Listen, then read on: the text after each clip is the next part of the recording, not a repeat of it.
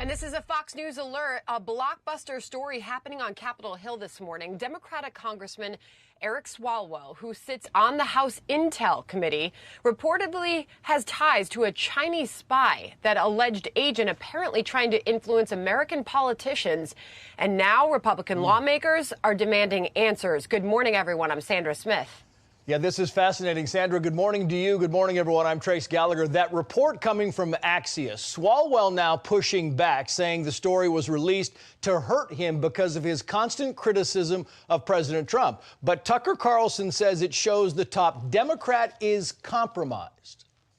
Eric Swalwell, who has used his office to promote Beijing's talking points, almost word for word, ones that matter, by the way, a man who admits to a close personal relationship with an actual Chinese spy who helped him get elected to Congress, raised money for him, and put an intern, probably another spy, in his office. That man continues to serve on the House Intelligence Committee, where he has unrestricted access to classified information. How is this happening? For more on this, let's bring in former Utah Congressman Jason Chaffetz. Congressman, good to see you this morning. Thanks for coming on. I want to get your take on what you make of this, because the Axios report says this woman, Christine Fang, also known as Fang Fang, didn't pass along any classified information. But the report goes on to specify this, and I'm quoting here, private but unclassified information about government officials, such as their habits, preferences, schedules, social networks, and even rumors about them is a form of political intelligence. Collecting such information is a key part of what foreign intelligence agencies do. What do you make of all this? It's a very serious story. He sits on the Select Committee on Intelligence, as Tucker Carlson pointed out, unfettered access to some of our most highly classified documents. And it really does beg the question, first of all, what did they know? When did they know it? Obviously, our counterintelligence people are not going to know all the interactions that happened. This intern that was supposedly placed in his office also creates further compromise. I want to know exactly what Speaker Pelosi knew. She alone is the person that appoints people to that Select Committee. Why did they have to have him in that committee when they know that he has potentially been compromised? All of these questions are still swirling around. And Trace, Representative Swalwell has not denied the fact that this actually did happen. No, there's been no denials. He did, of course, blame the president. We'll get that to in a minute. But I want to play this from House Minority Speaker Kevin McCarthy, because he's saying that, in essence, Congressman, this is the tip of the iceberg. Watch. The tip of the iceberg. This congressman now gets on the Intel Committee. They are only selected from the Intel Committee by the leaders of their party, meaning Nancy Pelosi.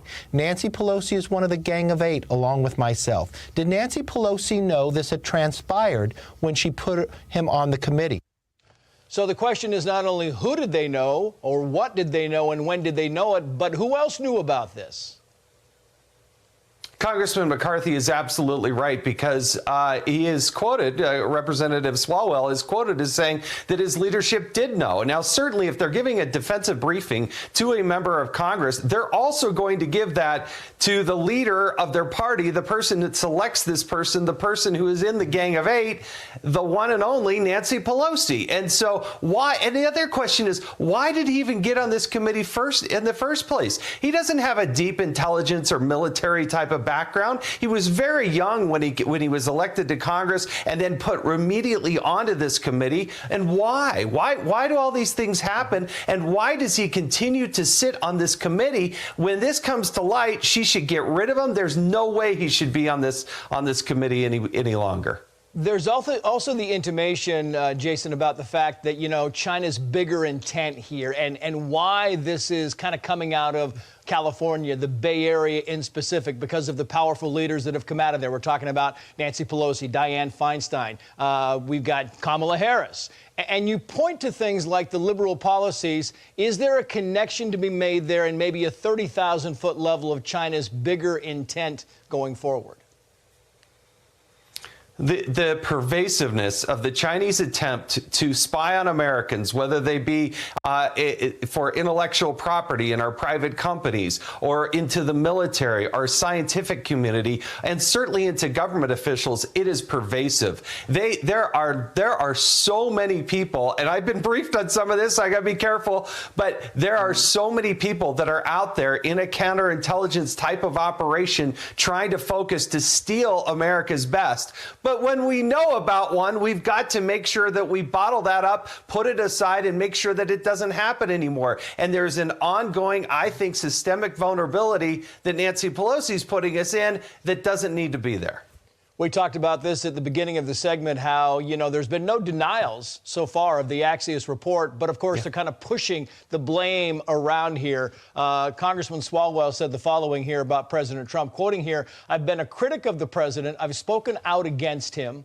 I was on both committees that worked to impeach him. The timing feels like that should be looked at." In other words, the president could be behind this whole report. That is classic deflection. What comes out in the Axios article, and they should hats off to them, is that they've been working on this story since at least 2019. This has been percolating for a long time. It's just pop up and printed within 48 hours. More than a year of investigation. I think the lack of denial speaks volumes. To try to deflect and say it's Donald Trump's fault is classic Swalwell, but nobody's buying it. Jason Chaffetz, good to see you. Thank you for coming on. We appreciate it.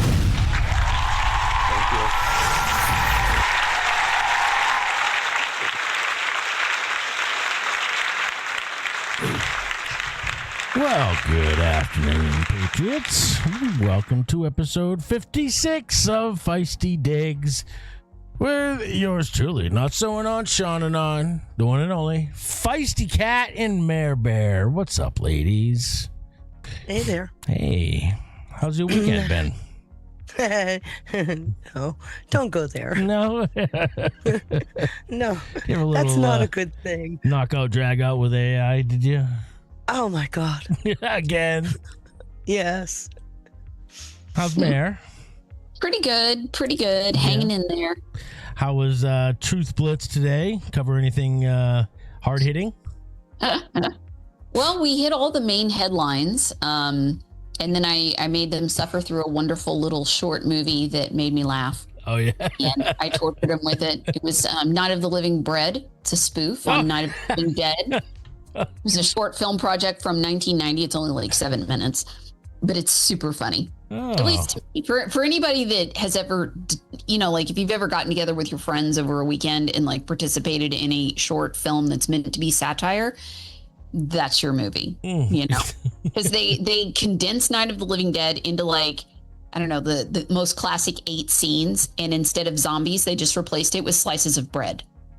Oh my god! And then they put like really dramatic music. So like when they're fighting off the bread, they get toasters and they're like trying to find more extension cords to like plug in the toasters and defend against the bread slices. See, it would be funny. Replace them with I have memories lids. like I have been on so many of those where I've been crew. So that would have been like me throwing the bread slices at the actors while starting off and making fun of them, knowing that it would never be in, they wouldn't have recorded the audio. So I would have been like, take that, have some Wonder Bread. Like I would have been yelling at them and doing stuff. It's called trolling, folks. We like to do a little trolling, right? That's right. Back in the day. So did you cover the Fang Fang?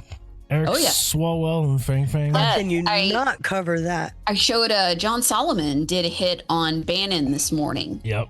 And followed, there was a hit, and I shouldn't say hit, that sounds bad, but, a segment, and it was Natalie Winters on certain CCP things, and 30 minutes after she went live on her Substack with it, then Pete Hegseth announced that they were investigating 30 of the groups tied, and it was directly with her reporting. So there was some good stuff.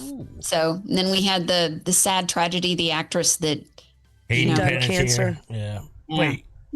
Wait, cancer? No, overdose. Huh? Cardiac arrest due to overdose. The thing I saw in my chat was she had cancer. Yeah. No, 911 call is cardiac arrest due to possible overdose. But she, according to Braves, because they live in Braves Town, Her boyfriend prolifically had been abusing her. Like there'd been. Yeah, they got back together. It was mentioned in my chat that she had done an interview talking about that. 3 months prior. Yeah, she was releasing a new book, a tell-all. That's when because I showed that clip. Nothing suspicious about an overdose. No, the book is literally sitting on the table in between the interviewer and her, that she's discussing being trafficked at 18 on a yacht where she couldn't hide and run. They were already at sea when it began. That's been a convenient out for taking people, in my opinion, for taking people out. If they're prior drug addicts, Yeah. They did the same thing with Chris Cornell. They did the same thing with Chester Bennington. Yeah. Kurt Cobain, Yep. Every time they open their mouth. And she was saying in that interview 3 months prior that she was set up by a female friend of hers that walked her down into this cabin underneath a yacht out to sea, where laying in that bed was some old British rocker. It had not necessarily Epstein, but as far as the women around him that now claim to be victims, that's the vibe that I got out of that. Just like Epstein. Right. Just like Epstein. The same, quote, victims, which that destroys the genuine, the stories about any genuine victims. Absolutely. Well, that's the objective, though. When you debunk the victim theme, then you debunk all victims, don't you? Yeah. Projection. And so trafficking isn't real, is where that's going. Yeah, which we know. Yeah. Trafficking has always been real. For eons. And then millennia, really. I mean, every time you invaded some place, didn't they basically traffic the women? Part of the spoils was to plant your seed. Yeah. Right. They just called it something different back in the day. We now call it trafficking. We call it trafficking. I also find it hard to believe at 36 years old that she died of cardiac issues. Arrest. Yes. Actually, I know somebody that did, but she was she had an issue with She looked healthy. In that interview 3 months, she looked beautiful. She looked healthy. She didn't, Very sober. Very. So Very sober. That's what I'm saying. It's a convenient overdose. Mm-hmm. Narcan is administered during an opioid overdose, says TMZ. Cardiac arrest with no signs of foul play, the coroner said. See, that's what I thought I heard. It was cardiac arrest. Yeah.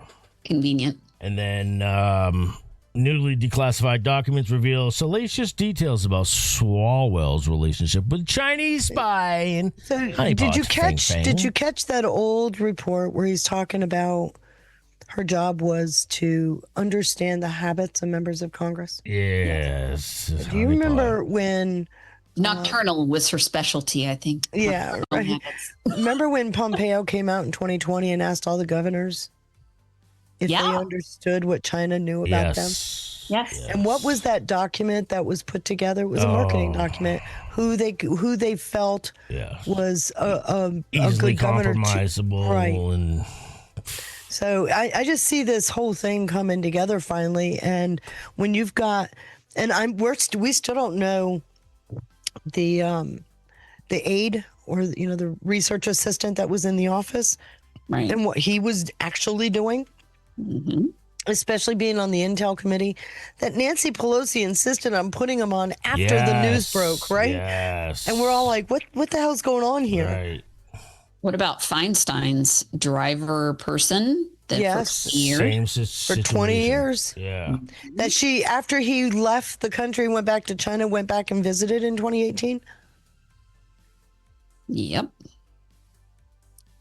I don't pretend to know who all the good guys are or the bad guys are. I'm not even going to go there. But this was an obvious, you knew, but you did it anyway. What's up? And it's an obvious, it should have been followed up with. And I can only hope that that's what they've been doing as they come out with all this stuff. This is, again, evident. This is further indication that they do what they're told. Just like Pelosi probably did what she told. She was probably told to ensure that Swalwell was put into the, which committee was it? The Intel Committee. The Intel Committee. Of all things. Of all committees From to be the in. Select Committee on Intel. Yikes. And it's like the most To gain important intel. committee with because it's all of our intel. Yep. And but the other part that I caught was that he was very young when he came to Congress and was immediately put on that committee. So that's a selection process, right? Yeah. Yep.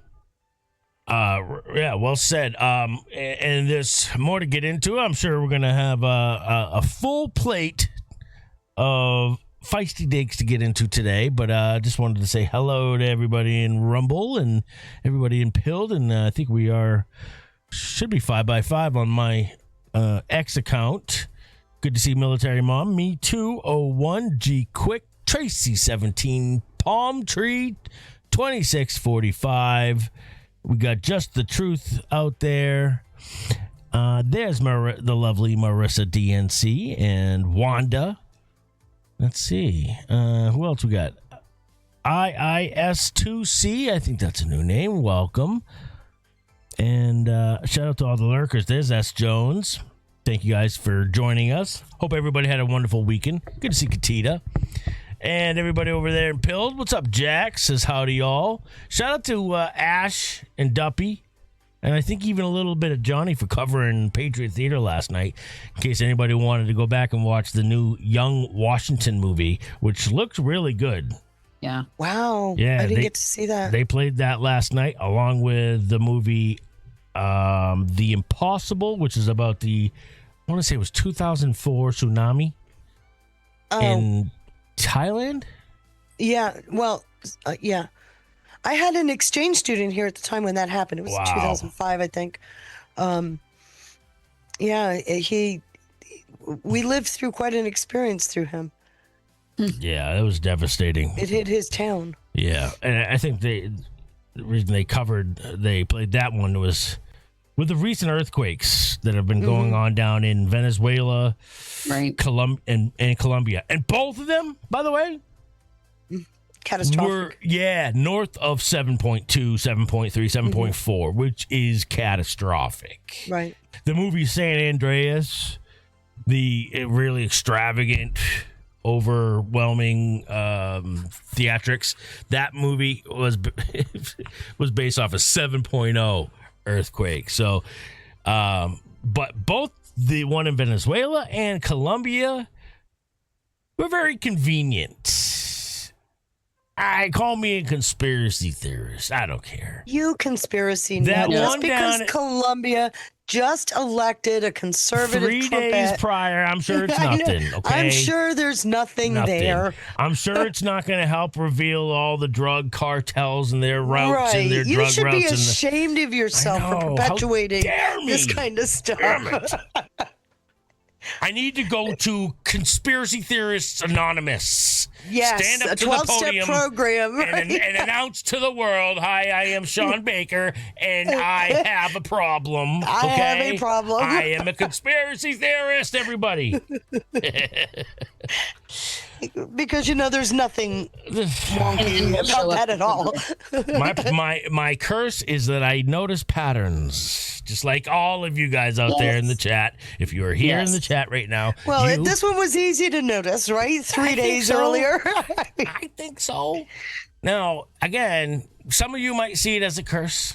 Some of you might see it as a blessing. I happen to be in the middle somewhere, right? Depends on which day it is. Sometimes it's a blessing, and then others it's not so much a blessing. But Sometimes you curse others with your blessing. kind of, or get ridiculed for it, which is fine too. I'm good with it.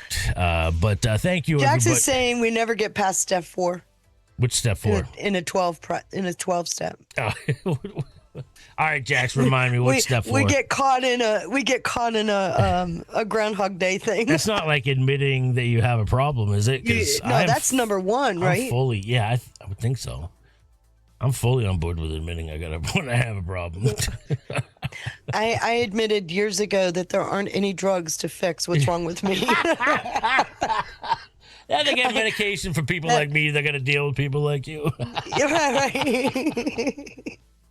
I have no idea about any of that. I have no idea. Well, you guys are crushing. Oh my gosh, we just got a fleet from Pigs on the Wing. Whoa. Thank you, Pigs on the Wing. Says, love to see you all. Sean, it makes my day to see you happy. Well, thank you so much, Pigs on the Wing. Yeah. Go ahead. Sorry, go ahead. I'm hoping Ma Baker just got out of surgery, so she's starting to recover, I think, right now. I'm waiting to get a text from her, see how she's doing. She sent me a little heart emoji when she was out, but so I think she's probably in some pain right now after her knee surgery. But and then hopefully, God willing, Maddox will be out today. So looking forward to that. Thank you again, Pigs on the Wing. Were you gonna say something there? I was just looking at the gold pills. We had just fed up with the shades. Always good to see you. Mama Ann, as I call her, Ann Sheckard. Today's her birthday. Whoa. Today's her birthday. Happy birthday, Mama Shax. Please come by the news tonight. I have a little He's got a present for you. special video I have for a you. special one. That's why I wanted to be sure. That way he's got it prepped. He's ready. And Wild Dog USA, thank you so much for that phone. Thank you, much Wild Dog. appreciated, you guys. Ooh, I love it. Mary's going to cover the gold pills from now on. Ooh, I love it. I help. Good to see Just Give me an Kevin. assignment. I always do the assignment. And then let's see what else we got going on in the news today. Mary, well, you covered the Truth Blitz today. Was there anything else that maybe of note, worthy of noting? Those were the biggest ones. There's always movement with the DSA. I can always dig something up every day on them. I did send you the clip of Natalie Winters. You'll want it for tonight because there's a whole lot in there about the CCP and election integrity also. Oh, good. How long is that video? Like 10 minutes. Perfect. Not bad. That sounds like a break, doesn't it? Sure does. Yeah, I'll tee that sucker right up. He's like, book break. But, yeah. Yeah, and yeah, other reasons too. But The reason why I say we need a palate cleanser before we get into the deck today. Before? I like that. I think it'll be a good idea. All right. Okay. Because it's a pretty crammed deck. But I hopefully am doing it better, but we'll see what you guys think. But it's a pretty crammed deck, and if we got something to give us a breather, this would be good. Also, let's not forget, you brought up Natalie Winters. Mm-hmm. Natalie Winters gave us a little boost last week. I don't know if you guys noticed. Yes. What happened? Oh, the Pulte stuff. Yes. The Pulte stuff. Yeah. She posted, thank the Lord. She posted about the halal mortgages, the Islamic Sharia compliant mortgages, and Pulte responded with, "Well, we're looking into that. We're looking into that," suggesting that they'd already started looking into it. So, and then of course I get also a whole slew of comments because you're the one that put out the tweet about it. Yep.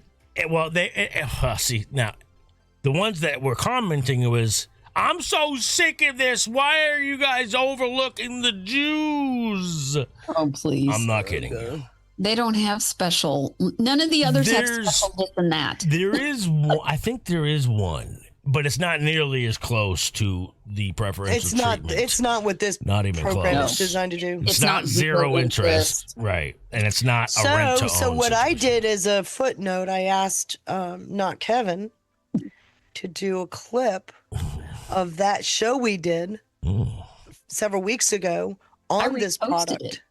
I dug that show up and I reposted. I tagged. I saw that. Yes. So that you could try and boost it. Yes. I'm asking him to clip out just that piece. Yes. It's a little more than a short, so it won't be a short, but it's got Planet and I both explaining our research because she went up, I went down. Yep. We met in the middle, and I made 2 or 3 slides. It was a great show. We're going to get Planet back on so I can really even be more outnumbered than I am right now. Are you needing a dose of estrogen? I thought you were. No. I do just fine surrounded by estrogen. Let's totally good with it. Let's see. What else we got? Trump met with somebody today in the Oval Office. The teenager that rescued the lifeguard. Ah, yes. Yeah, and in the middle of it, he took some questions from fake news, and that some sparks flew from that one. Really? Mm-hmm.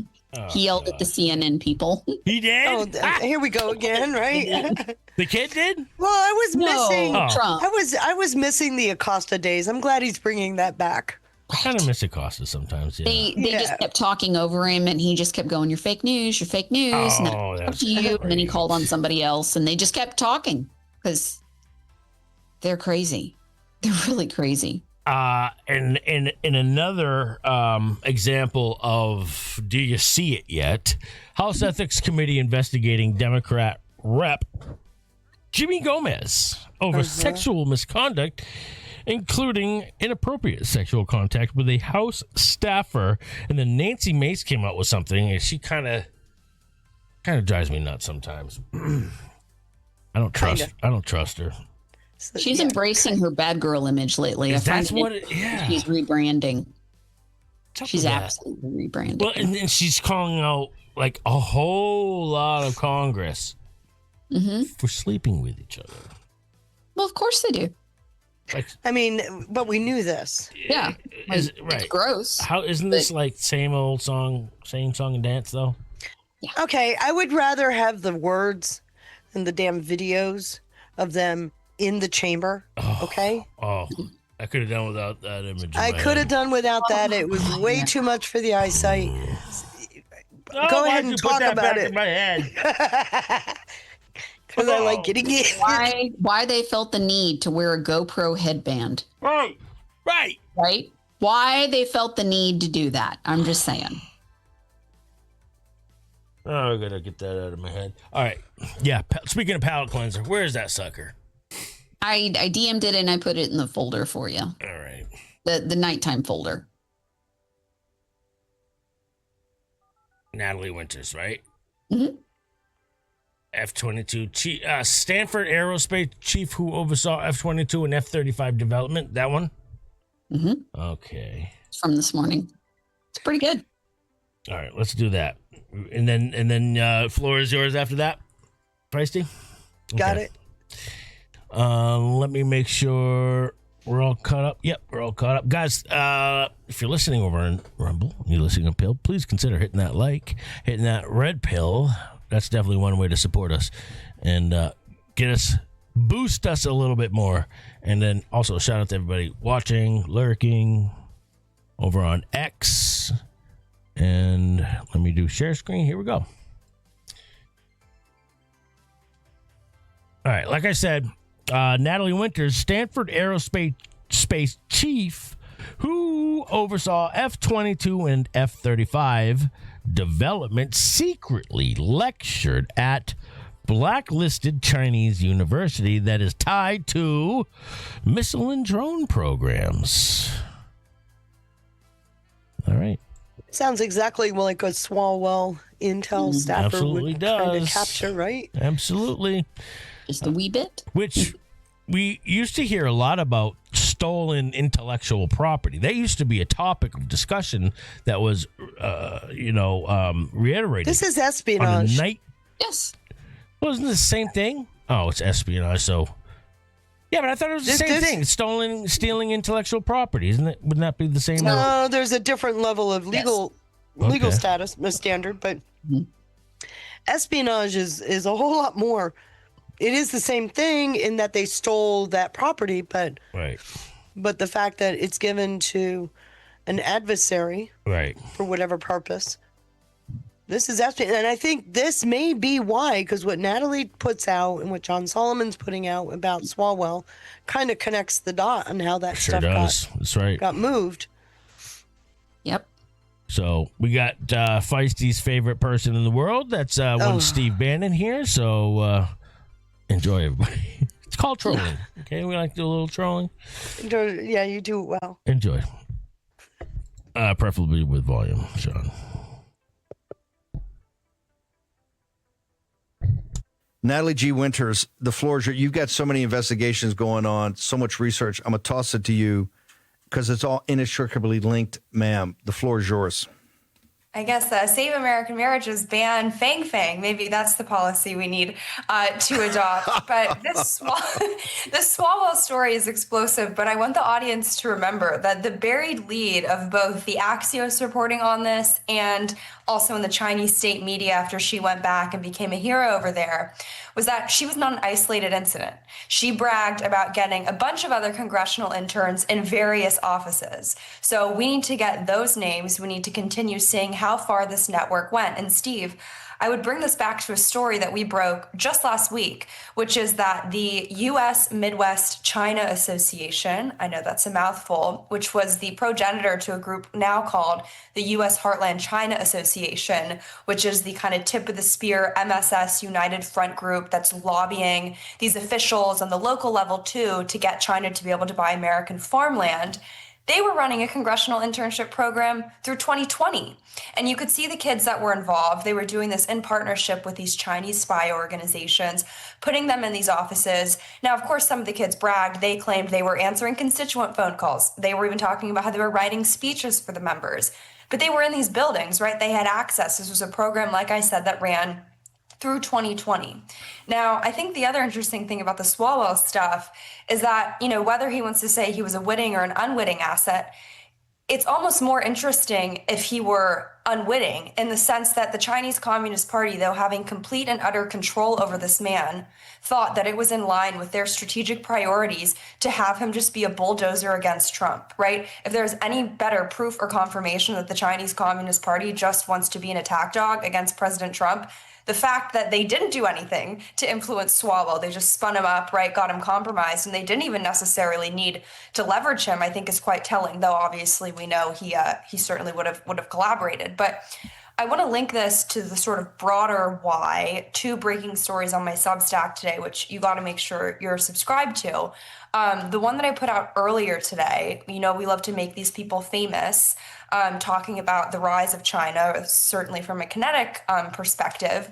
Obviously, we've seen, military-funded research, Harvard, that huge report came out just last week. But in this case, we're singling out someone whose name probably never should have been mentioned in the news. I didn't see him, post or Stanford post any of this information.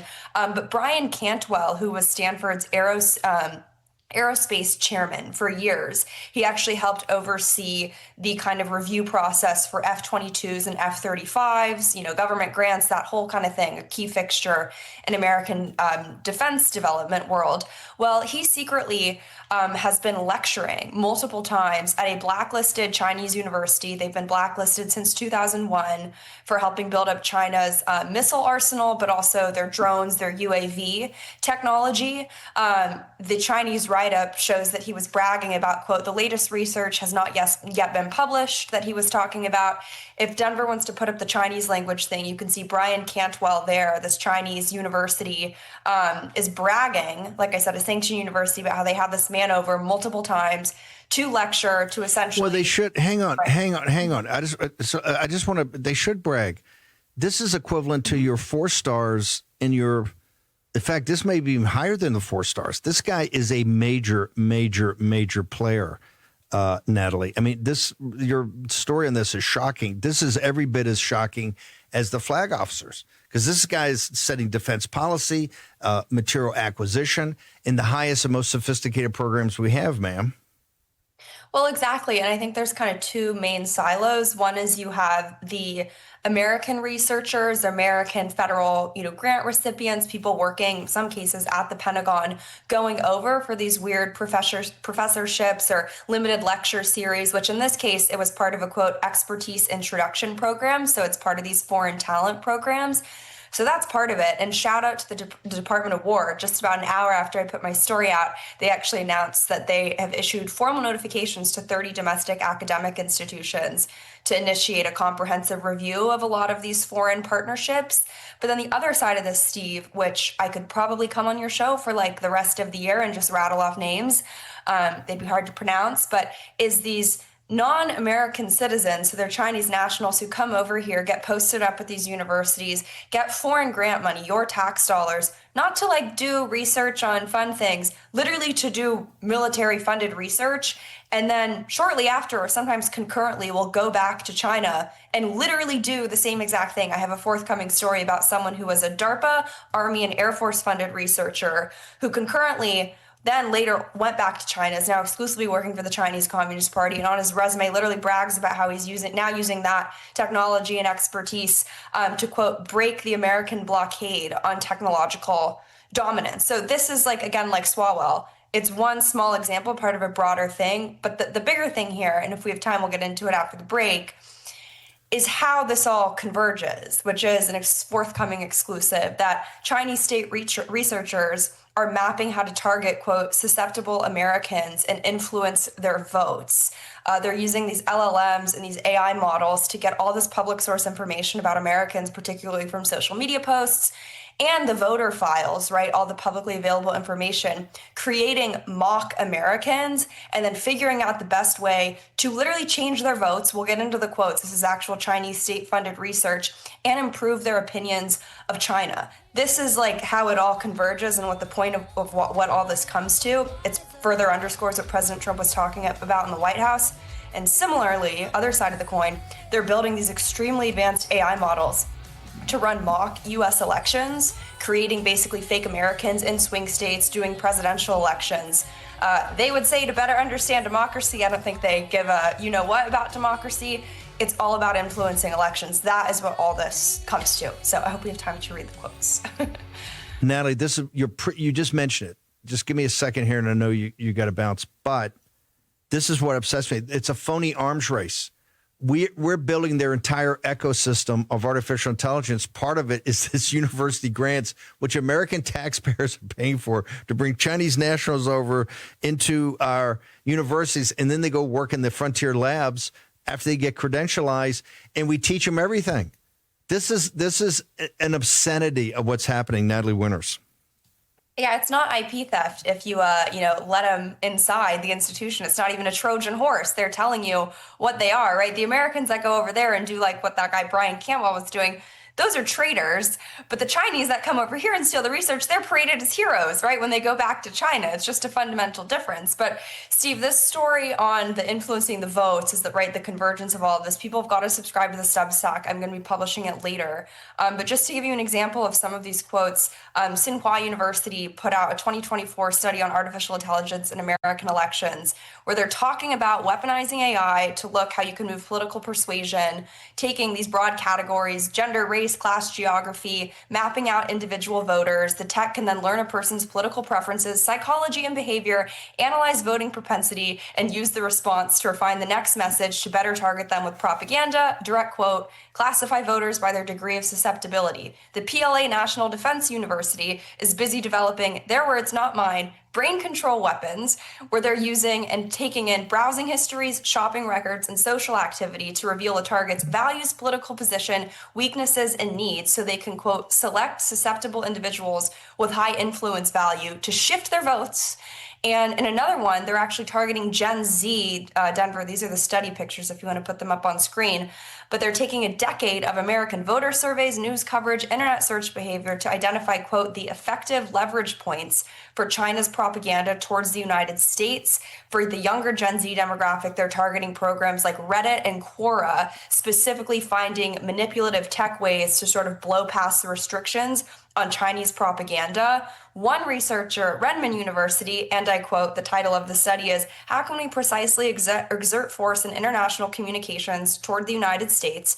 Quote, "The American public is precisely a key field where U.S.-directed international communication can exert influence." In this, they're going through all the ways that they can target American voters, and their conclusion is that they calculate that they can change an American's assessment of Chinese culture, the Chinese government, the Chinese Communist Party, their international conduct, how they interact with the United States, to an average 14-point improvement. Translation, make Americans like China by a 14% increase with some of these models that they're running to understand American voters, and then take the tech, the chips, all of it that we've given them, the research, to throw it back in our face, influence our voters, steal our technology, and become kinetically, politically, informationally, technologically, all the ways, all the adverbs, superior. unrestricted warfare, and this is just the beginning. This is just the beginning. It's going to get harder from here. So we got to understand they are an existential threat, and they're a threat to the Lao Beijing, old 100 names, their own people, and an existential threat here to the United States of America and our citizens. Natalie, the Substack is on fire. Where do people go to get it? It's free. You just need to subscribe. Where do they go? nataliegwinters.substack.com, and on X, in between the China stories, we like to expose, an exclusive El Sayed's mother literally helping launder money to foreign terrorist organizations in Iraq, or DSA members praising the Chinese Communist Party. Just casual, They make it too easy. Another weekend, another Saturday. All right, so any thoughts, comments you wanted to add to that, Mayor? Nothing direct. I think it's going to be, again, I think narratives are being seeded for a reason, like what she was saying. Okay. With what's coming out with Solomon, it's matching with her work. Her entire emphasis and what I came to know her for was CCP. When I remember she was still in college when Bannon first brought her on. Natalie was, she's doing amazing work. What about you? Girl's only like 26 now. Yeah, she's crushing it. She's put out a couple of bangers as of late. So she's a very talented maybe investigative the next journalist. Catherine Herridge in the making. Maybe. I look forward to her career. Yeah, me too. I do too. Mm-hmm. I do too. All right, Feisty. But she whistles when she talks, so Sean can't listen to her very often. Like, no, she doesn't. I didn't. Yes, Hannity does. No. Yeah, she does. It's subtle. You're so enthralled you didn't hear it. Well, the picture's way prettier than Sean, so that could be it. That's right. Much more appealing than Sean Hannity. So I think that could, I could see where that would help with some men. Yeah, you can smooth some of your irks when the picture you're looking at is pretty good. Yep, that's true. Hey, at least you said it, and I didn't have to. So that's good. Right. Well, the floor is yours, Feisty. The good news is, with regards to the AI piece, that the American companies have been restricted legislatively from working with any of these Chinese companies. The problem we have is not that our AI services have been integrated, but we don't know what they've taken from the educational system. Right, because the foreign nationals come here, go through the same education as our own engineers and architects. So you got to ask what is being taught in the system that they're potentially taking back. I'm glad to see OpenAI, Anthropic, Google. I'm glad to see that they formed a pact. They've been in a lockout pact with them for quite a while, and legislatively for quite a while, that they have to separate from them. But I will also remind, Alibaba, which is Chinese, got into AI, right, and worked directly with our favorite person, Bill Gates. So there's the questions there. What's crossed? Bill Gates, the same Bill Gates has got a security clearance. Yep. A Q clearance Not since just any. 2014. Yeah. That infamous year. A lot's happened since 2014. I don't think we've really begun to uncover it. Do you think? Nope. No. Too many things, actually. So the floor is yours. Take it away. Okay, Feisty. so I want to set up this deck, if you don't mind. Because it is Sean's fault that I'm doing this. Totally his fault. Was it back in January, February? You said, it would be really great if somebody would take all of her research and present it as a timeline. I said, well, I kind of have the timelines. And my shoulders went down that day because I thought, I got them. I also have thousands of slides, right? Mm-hmm. So I thought, how am I going to do this logically? Because my timelines are broken across whatever story came out. And so I spent the last 6 weeks or so literally going through every single slide that I've got. I got a lot of stuff, by the way, and there's some pretty good stuff in there. It's like I'm going through it, going, "Wow, I had forgotten about that." So see, I don't have that memory you're talking about. Bull crap! All right, but I don't. But so what I did was I opened up. I now have 5 PowerPoints where, as I found something in a deck, I just popped it in. I didn't care about the date order, nothing. I just popped it in. If it was relevant, I threw it in. And I stopped at each deck at about 200 slides because it gets sluggish in PowerPoint. Then I PDF'd all of those PowerPoints, uploaded them into AI. Thank God I was able to do this. And I told AI to return a result by year, by month of everything in date order that it saw in those slides. So I got this bulleted list. And then all I had to do was build out the list, right? Which was pretty easy because I know most of the story. Then I took it a step further and I populated that list into AI. And with some of because I put notes in as I was going through the timeline, I said to AI, now give me a section that shows what we didn't know that year or that month, but came out in successive months. Okay. So what I've peppered through this deck are Easter eggs, foreshadowing, so that you can see, well, this situation actually led to that situation later. And we're going to tell the story sometimes 2 years later, but you can see the seed coming through. Then I designed this deck, and I'll show you now. I designed this deck to be a very specific format. It starts with, this is January 2017. It's not a slide to go through, but it's just the calendar. It looks kind of empty. Still, these are pretty consequential things going on. Doesn't look empty to me. Where do you see the successive decks? Okay. And then what I did from there is I said, okay, I took because I can't possibly tell all of the story, right? So much stuff was going on. This is a pretty comprehensive calendar, but there's so many things underlying the story. I can't possibly, it would take me 5 years to tell the whole story. So what I did was I then went through and said, this is consequential, and I built the slides that come next. And you'll see the tone, well, the first couple aren't because it was early in the Trump presidency and before, but the tone of the deck gets dark. So it's like you're going down a rabbit hole with me. Okay. And then we come up at the end saying what changed from the beginning of the month to the end of the month.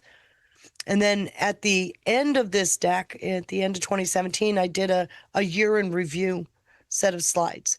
So this is as comprehensive as I can get it without being really overwhelming, but giving you the story that, whether you were aware of it or not, pulls it together into a thread so you can, at least as stuff is coming out, you're going to go, oh, I remember this. Okay. So are you ready? This is January. Yes.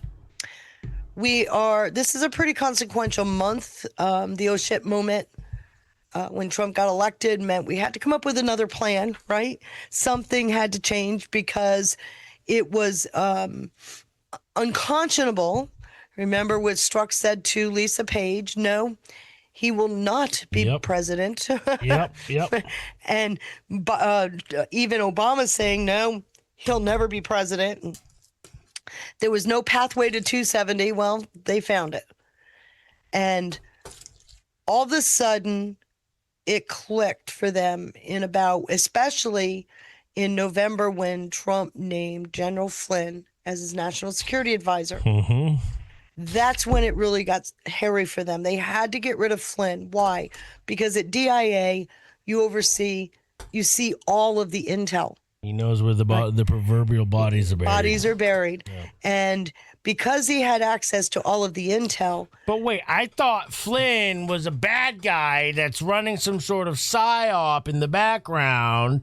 Listen, everybody. Why can't both be true? Thank you. Well, leave an open door for the possibility that it may come out at some point that we find out that Flynn was maybe running some sort of say counter op. I am calling it the accountability pressure op to put pressure on the administration to get accountability.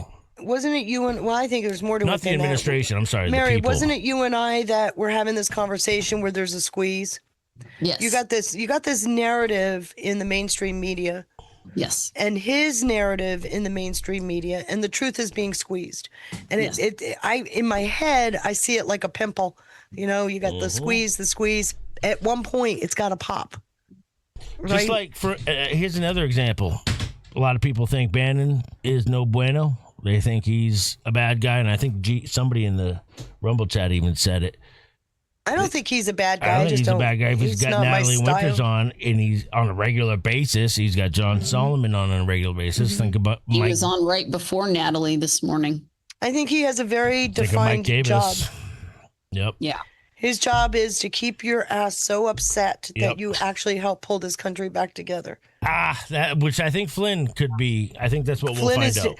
But what I'm saying is, when you're squeezing the truth from both sides, bad and good, that pressure does mount. Yep. And it's to the point, because this year we've watched it in a big way, where stuff is being released. We're not getting the big answers we want yet, but you know where it's going. Yeah. No, so I'm not stating that as fact. Just so everybody knows, I'm not stating that as fact. Well, it feels pretty accurate. How's that? Yeah, we'll know for sure. I suspect later on down the road, but yeah, go ahead. Mm-hmm. So anyway, here we are in January, and this particular slide is. It's an look at it as an institutional slide, right? It's talking about the areas that we want to focus on. You got the FBI and what they're doing. You got the DOJ and that whole legal aspect, who's being called in for subpoenas, the raids, all that stuff.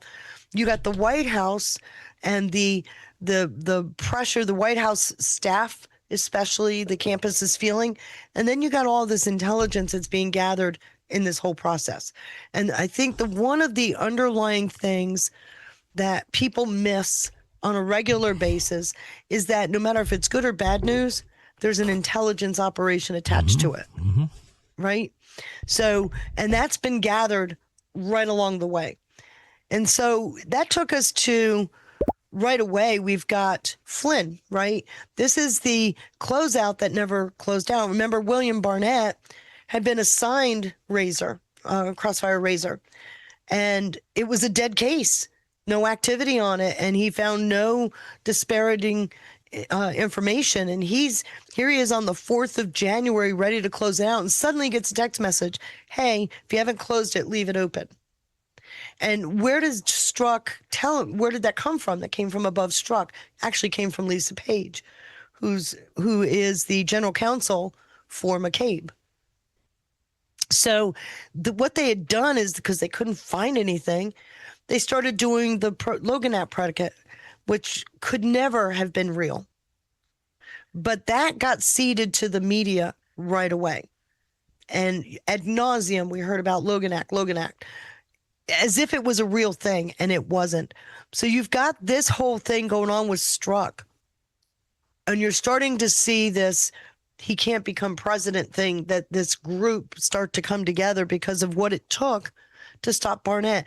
The thing with Barnett is he kept saying, where's the crime? And then he says, I got the feeling, hold on. A few months later, he's added to the Mueller team, and he felt like it was a predetermined outcome that they were going after. It was all anti-Trump, the whole team. So the fact that the file hadn't been closed yet, Strzok texts Page and says, hey, this is good. And it's the first insight that the leadership at FBI had taken over what the field office was doing. Are you following? So Absolutely. Field office agents are out of the picture. Now the leadership, 7th floor. Remember, Q said several times, 7th floor, no more. So we know that the 7th floor took it on. What we find out later, not exactly at this point, what we find out later is it wasn't just FBI leadership, but it was DOJ leadership and other agencies. So this was a big deal. That was a top-down driven activity to go after Flynn. Okay? So that takes us to... Let's not forget it was Biden who was the one who suggested the Logan Act, right? No. What? I don't remember it being Biden. Yeah, I think I'm sorry. Joe Biden who suggested. He was in the room, Act. but I don't remember him being vocal. I'd have to go back and check. Yeah, and I'm not trying to defend. I remember somebody else calling him out for it too. And that maybe I don't remember that coming out. Can somebody in the chat fact check me on that one, or Mayor? Yeah, no, it's not that it didn't happen. I don't. It's not in my memory. But then I've had 5 hours sleep in 2 days. So Feisty. I love you, Sean. Oh. And what does Sean say to me? A thread would be nice. Yeah, there was a visceral response you got. Sorry. Okay, moving along. So now we're into the transition, and we're talking about not merely just one agency transitioning into another. There's all these transition activities that are taking place, and you've got now candidate Trump as a President-elect Trump, and now becoming President-elect to President Trump. And that transition period, he is a high government official, technically, right? Even though he's not officially sitting behind the Resolute desk, he is a high government official. So they are literally targeting the President of the United States at this time, before he even gets in here. So we're it's important to understand something big here, is because what Trump is inheriting, and what you got to think about, is this machine that is anti-Trump. Good point. Which it creates a level of chaos we've never seen before, right? As well as because gatekeeping. they're solely invested in dismantling not just his presidency, but preventing him from getting his agenda accomplished. Yep. And I've always thought back to, this is the video that will get Trump elected, because he told them what he was coming to do. And so their collective oh shit moment was there. Now he got elected. We're in the shock mode. Flynn is going to be his national security advisor. He's going to actually fulfill this agenda. We can't let it happen. Especially with those very special Marines that were standing behind him. Well, that gets even deeper, because so you have this meeting in the Oval Office on the 5th, and they're trying to figure out what to do next and what information should be shared with this incoming organization or incoming presidency gets discussed.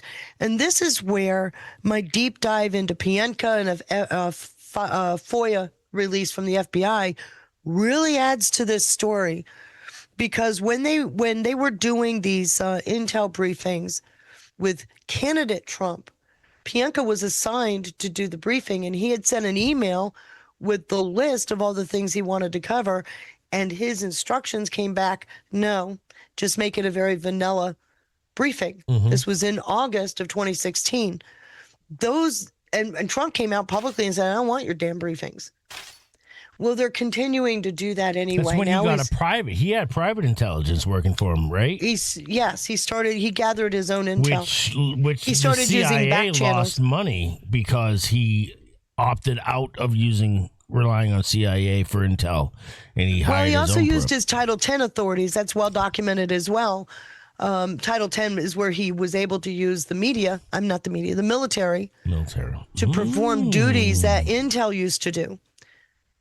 Yeah, this is one of my things. The military's in charge garbage. This is where Q comes into play. Right, and I'm just pointing out something that is important to note here. Is Trump, because many people are saying Trump came in, he didn't know what he was going to deal with, what was ahead of him. I couldn't disagree more. I think Trump has proven, even in this second term, that he not only knew what he's coming into, but he knew the depth of where it was going. And that, I think, is important to the whole story, because he did things during the early months of his first term that kept the deep state constantly checking over their shoulder. So there, and you can see this battle building. Okay. So I'm bringing this up again because this is where they discuss redoing the ICA. The ICA had come out and said, we find nothing that Russia tried to interfere with the elections. They redo it and say, oh yeah, it was all Russia and it was for Trump's benefit. If you recall, that was the part of the predicate. And then the dossier comes back into the picture that had largely been debunked. Now the dossier is back in the picture thanks to McStain. So now the media starts to pick up, and you notice I asked about Jim Acosta, right? Jim Acosta is reporting on CNN. Is Trump even reading his intel briefings? First hint that Trump may not be getting the briefing. Oh, I remember this. Gets. Okay, yeah. Yes, right? Yeah. So, and I caught on to this because I already knew, because I read the 9/11 report, that they were selectively putting information into the presidential daily brief. That happened after 9/11.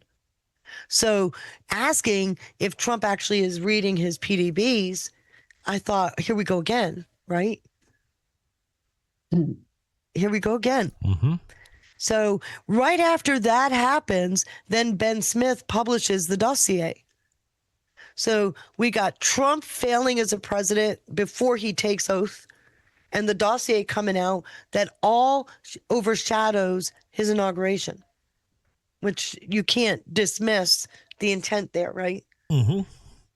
And so now the media is painting the dossier as if it's verifiable and vetted fact, and it never was.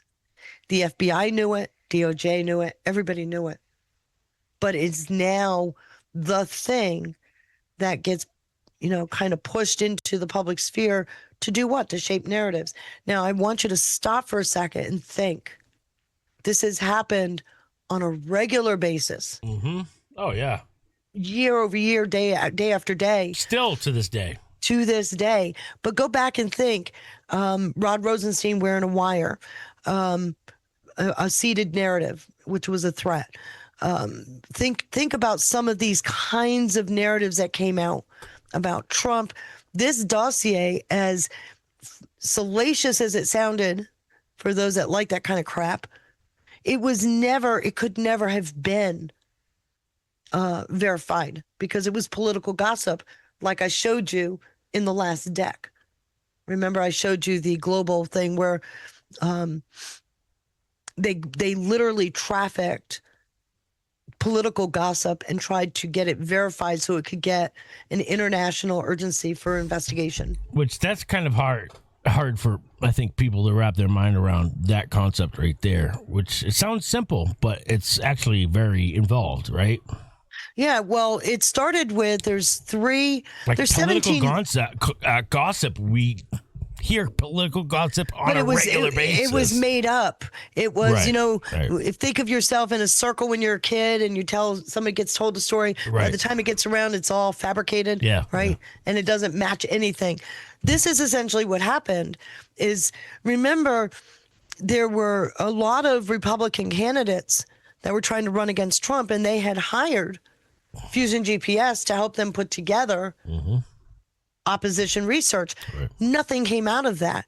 By the way, just so you know, Fusion GPS is known to fabricate opposition research.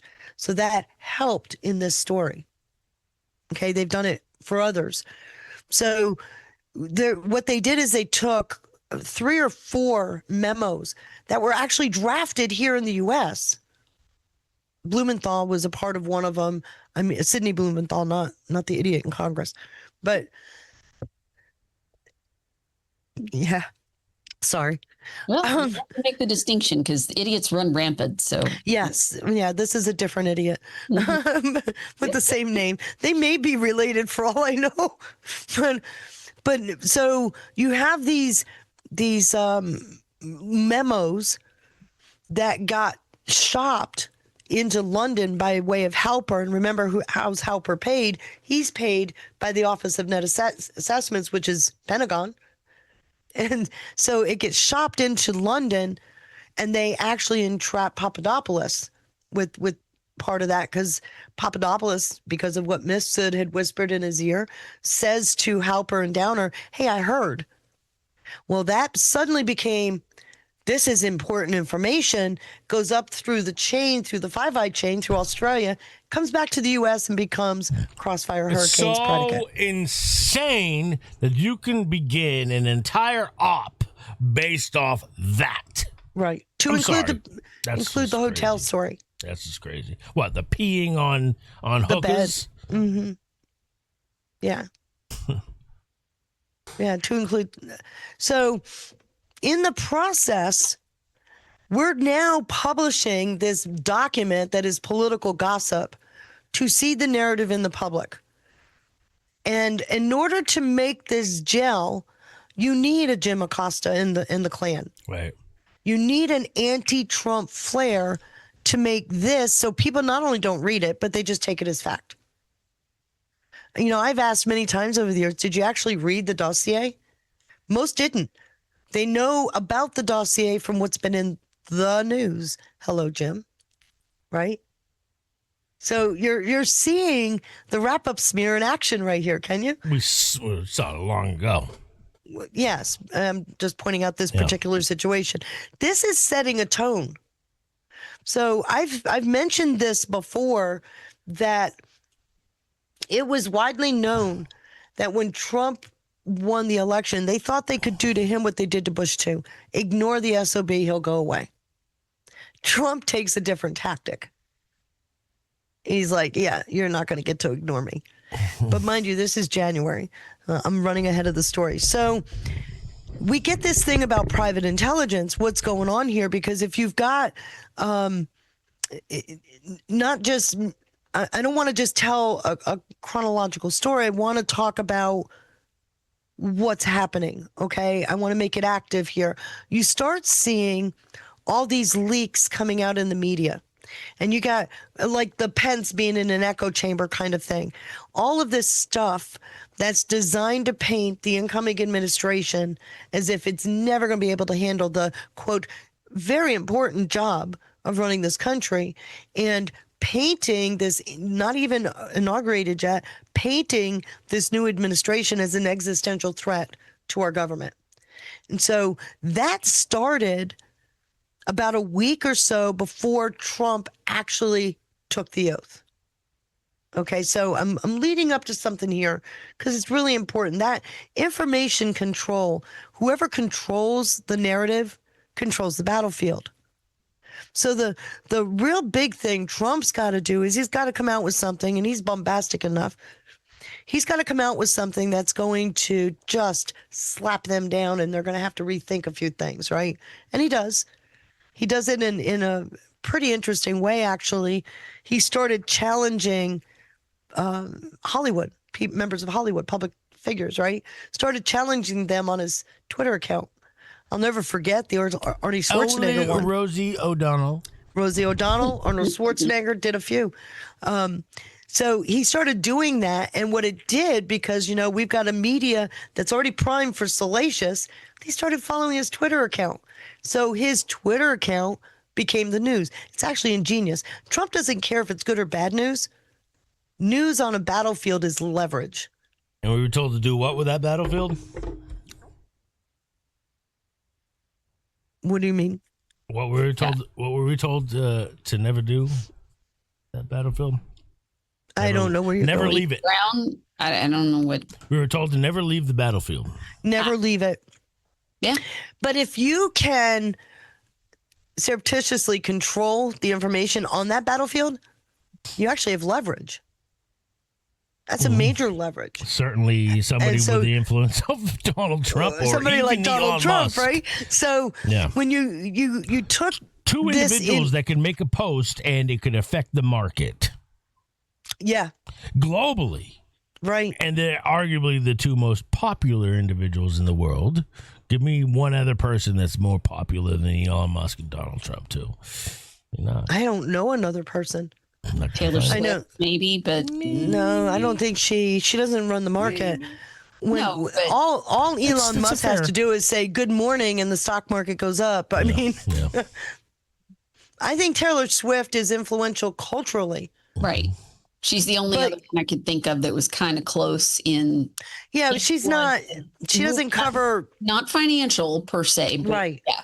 Yeah. But Elon Musk is doing a bit of all three, right? He's got the government, the financial, and the cultural. So you're starting to see where that's really important. But this part of the story is really important because not only are we starting to say Donald Trump isn't fit for office, we're also seeding this stuff about Flynn because rather than close that razor case, they kept it open. And so now we got to seed the why, right? And so this is all happening before he takes office.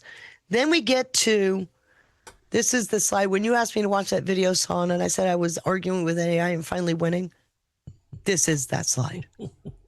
Took me 12 hours to get this slide generated. Oh, wow. It's still not what I wanted, but it's more than what I got. At one point, I had soldiers with 3 heads, 2 shoulders on one side. Yeah, where's the because they used the ones that stood behind them had the specific logos, specific signs. Well, because they're on the presidential. Yeah, they're on. Yeah. And you got my favorite person, Susan Rice. I can't stand her. This is a 2-sided story, though. This is the same day. So I told AI to use the exact picture I gave it, and they rendered one. And at this point, 12 hours later, it's like, fine. Okay, fine. At least I finally got the slide to look like what I wanted, the 2-sided story. So I got Trump taking over the story because that was Inauguration Day. And it exactly...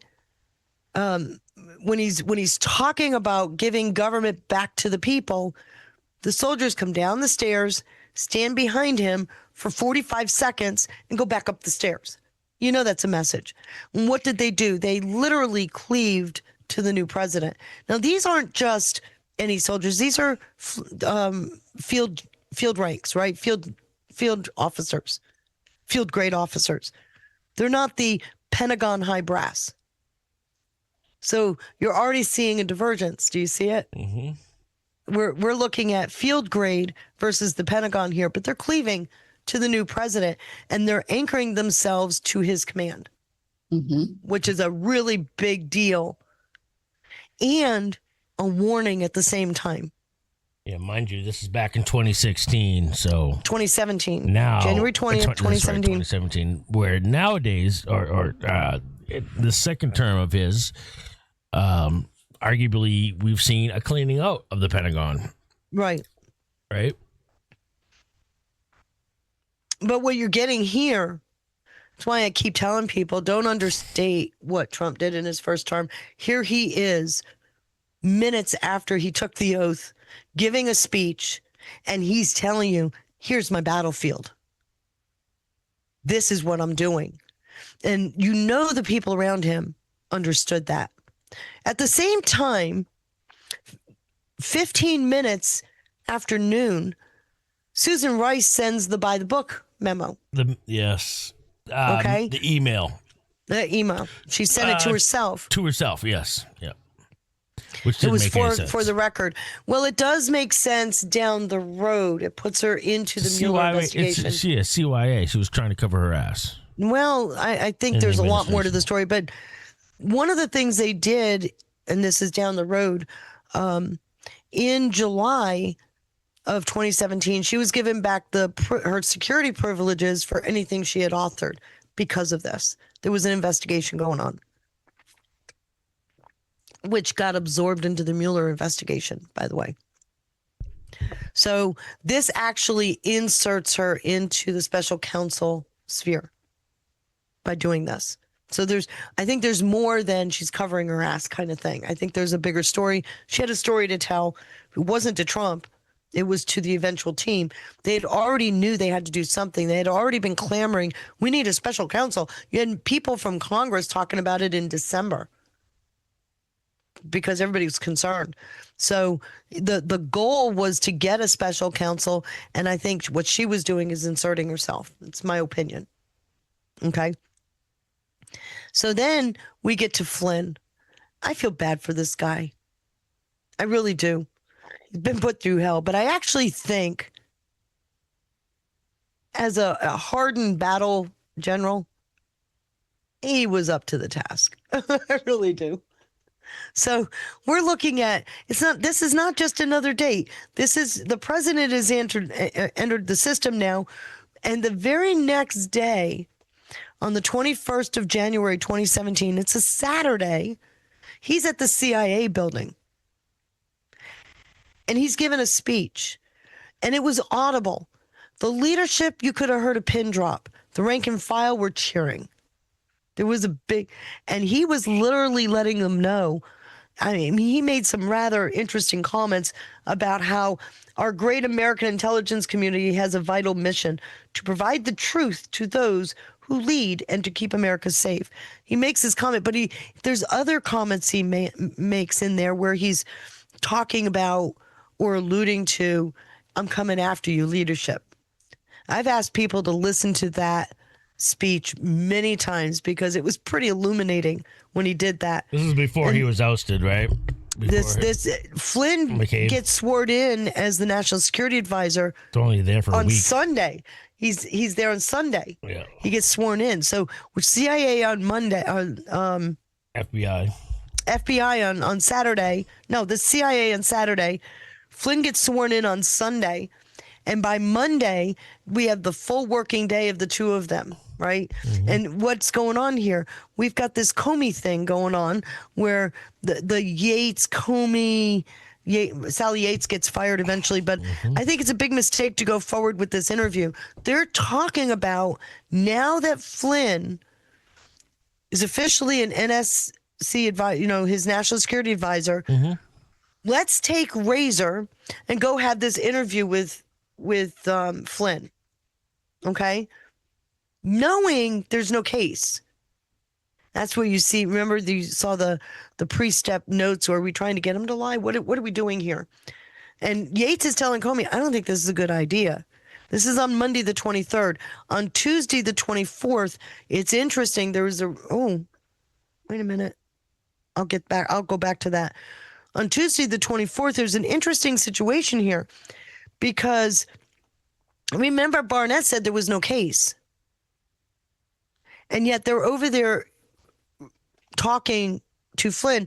And Flynn, when McCabe called Flynn for this interview, Flynn said to him, do I need my lawyer? He said, no, it's just a conversation, which was interesting. And it's since come out by McCabe in his book and several others, 3 times in the interview, he said, what a beautiful black sky. And I have explained black sky thinking many times over the years, which is important to understand. It's not just a metaphor for a storm is coming, although it is, but it's also a strategic way of thinking when you're doing long-term planning. It literally, military does it. I've used it in hardened companies, not as much anymore, but I've used it in the past. And what it says is you throw everything at your battle plan, everything, for whether it's a company, it's growth plan, whatever you're going to call it. You throw everything at it, everything that can go wrong, and you come up with contingency plans. Yeah, a blitzkrieg. But you go a step further. Mm-hmm. Because you try to then envision, if I take this route, what would be the impact of that route 100 years from now? Yeah, law of probabilities. Right. It forces you to think deeper than an answer. This right? proved to me, I shouldn't say prove. It was indicated to me that they were relying on a level of quantum computing to achieve this. Yeah, I've never had a doubt on that. They had to have been. Yeah. But the black sky content itself is important when you think about if what we're doing today is gonna, we can't leave a seed, right? So you got one chance to get it done right. It's all or nothing. You got to use black sky thinking. And in that interview with Pienka and Strzok, he mentions what a beautiful black sky 3 times, which biblically 3 means truth, right? Mm-hmm. So I wanted to bring that out. I then want to go back to the Hannigan slide, because Hannigan on the 23rd, just 3 days after Trump is sworn in, he leaves. Why is he important? Well, frankly, that's because he was the head of the GCHQ and he was compromised. I don't know if anybody knows his backstory, but he was compromised. There was a priest, a Catholic priest in London, who'd been accused of sexually abusing somebody. Mm-hmm. And he gives this priest a character reference. So obviously he didn't get held accountable. Years later, it comes out. It's a big story in the UK. It took up for a while, and Theresa May herself worked out a way to have him quietly resign to be with family. Okay? But the timing is interesting as you're looking at a shopped political garbage, right? Through that mechanism, you got to be stopping. So are you familiar with J.T. Wild? Yeah. Beautiful Black Sky lyrics. Oh. Have you read these lyrics? Yeah. No, I haven't, but I now know what you're talking about. Yeah. Wow. Beautiful Black Sky is the name of the song by J.T. Wild, and it says, sometimes a storm is needed to clean out all of the snakes. When the warning is not heeded and there is nothing left to take. What a beautiful black sky uncovering their lies. Sweet revenge takes time. Where do you draw the line? Nothing can stop it. By the way, it's on the way. We gave you warnings. As clear as as the day. What a beautiful black sky. The snakes. But doesn't this fit? What year was that song created? It's crazy. What year was it? I don't know what year it was. Look it up. JT. It's by J.T. Wild. WILDE. Beautiful Black Sky. And it says, the snakes are not that cunning and not as deadly as you'd think. And we are no longer running. Yeah, we're hunting down the freaks. What a beautiful black sky uncovering the lies. Sweet revenge takes time. Where do you draw that line? Nothing can stop it. It's on the way. We gave you warnings. It clears the day. What a beautiful black sky. We can take them down in every city and town. The storm is coming now. They won't hear a sound. What a beautiful black sky uncovering all the lies. Sweet revenge takes time. Where do you draw the line? Nothing can stop it. It's on the way. We gave you warnings as clear as the day. What a beautiful black sky uncovering all the lies. It's a beautiful, beautiful, such a beautiful black sky. What a beautiful, beautiful, beautiful black sky again. Oh, 3 beautifuls, right? Wow. Written in 2020. The album is called Enjoy the Show. You gotta be kidding me. No, but 2020. 2020. So, when you understand the thinking and you read it and compare it against those lyrics, you see what the guy's getting at, right? Yeah, very much. So you've got a definite thought here that's going on. And so finishing up with Hannigan, remember, we've now shopped political gossip and turned it into a predicate to investigate a sitting president, right? Mm-hmm. Hannigan's already compromised. Now he's being thrown off he's thrown out of office because he's already compromised. GCHQ would have been an integral part of that shopped dossier through the Five Eye networks, and he was the head of it. And according to the Q post that they were having help, and Theresa May, it says fly, Theresa fly, right? She ends up leaving as prime minister after this, but she helps get him out of office, quietly get him out of the way so that he can't be any further compromised or create another problem. So I put that Q post, actually, I couldn't believe that I actually got AI to put that on a slide, but they did. But this is all an integral story because he, like I said, being compromised just a few years earlier, and it starting to come out in 2017 and 18, it starts to make sense, right? Mm-hmm. So let's take this the next step. This is now, I call it the morning after slide, and I purposely did this with that title because I wanted to say, it's that subtle throwback to Reagan's Morning in America. And then you got the morning after with a bomb blast, right? Mm-hmm. So I wanted to show that dichotomy.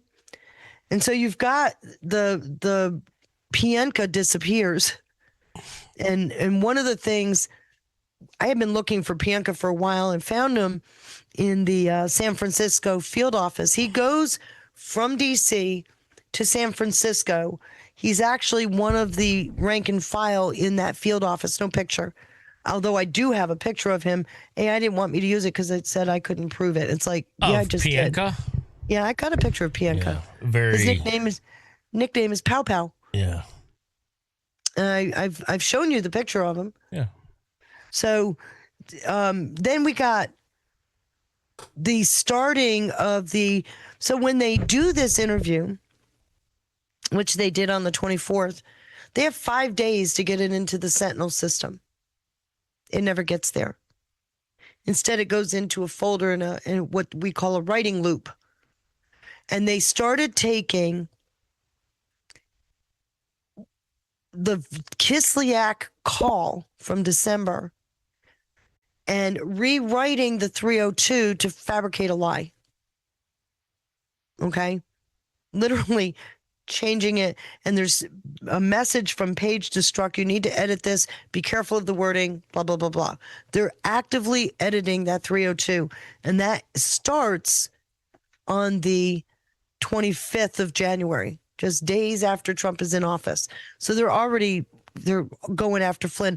And then you get the whole thing gets pushed through, the narratives that they're developing gets pushed through and becomes public through the Richard Burr, Mark Warner committee.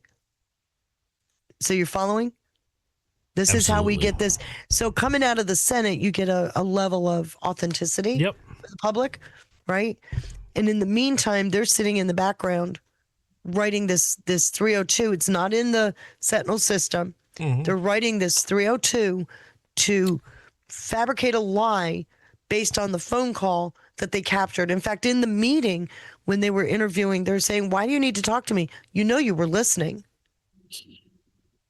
And they're like, yeah, but we need you on the record because we're going to twist some of your words. Yeah. They can't use recordings like that. No, they needed a verified 302. So this is why years later, Sidney Powell kept saying, "Where's the original 302?" Ann Boyer wants to know if you think Pienka is black, white, or gray.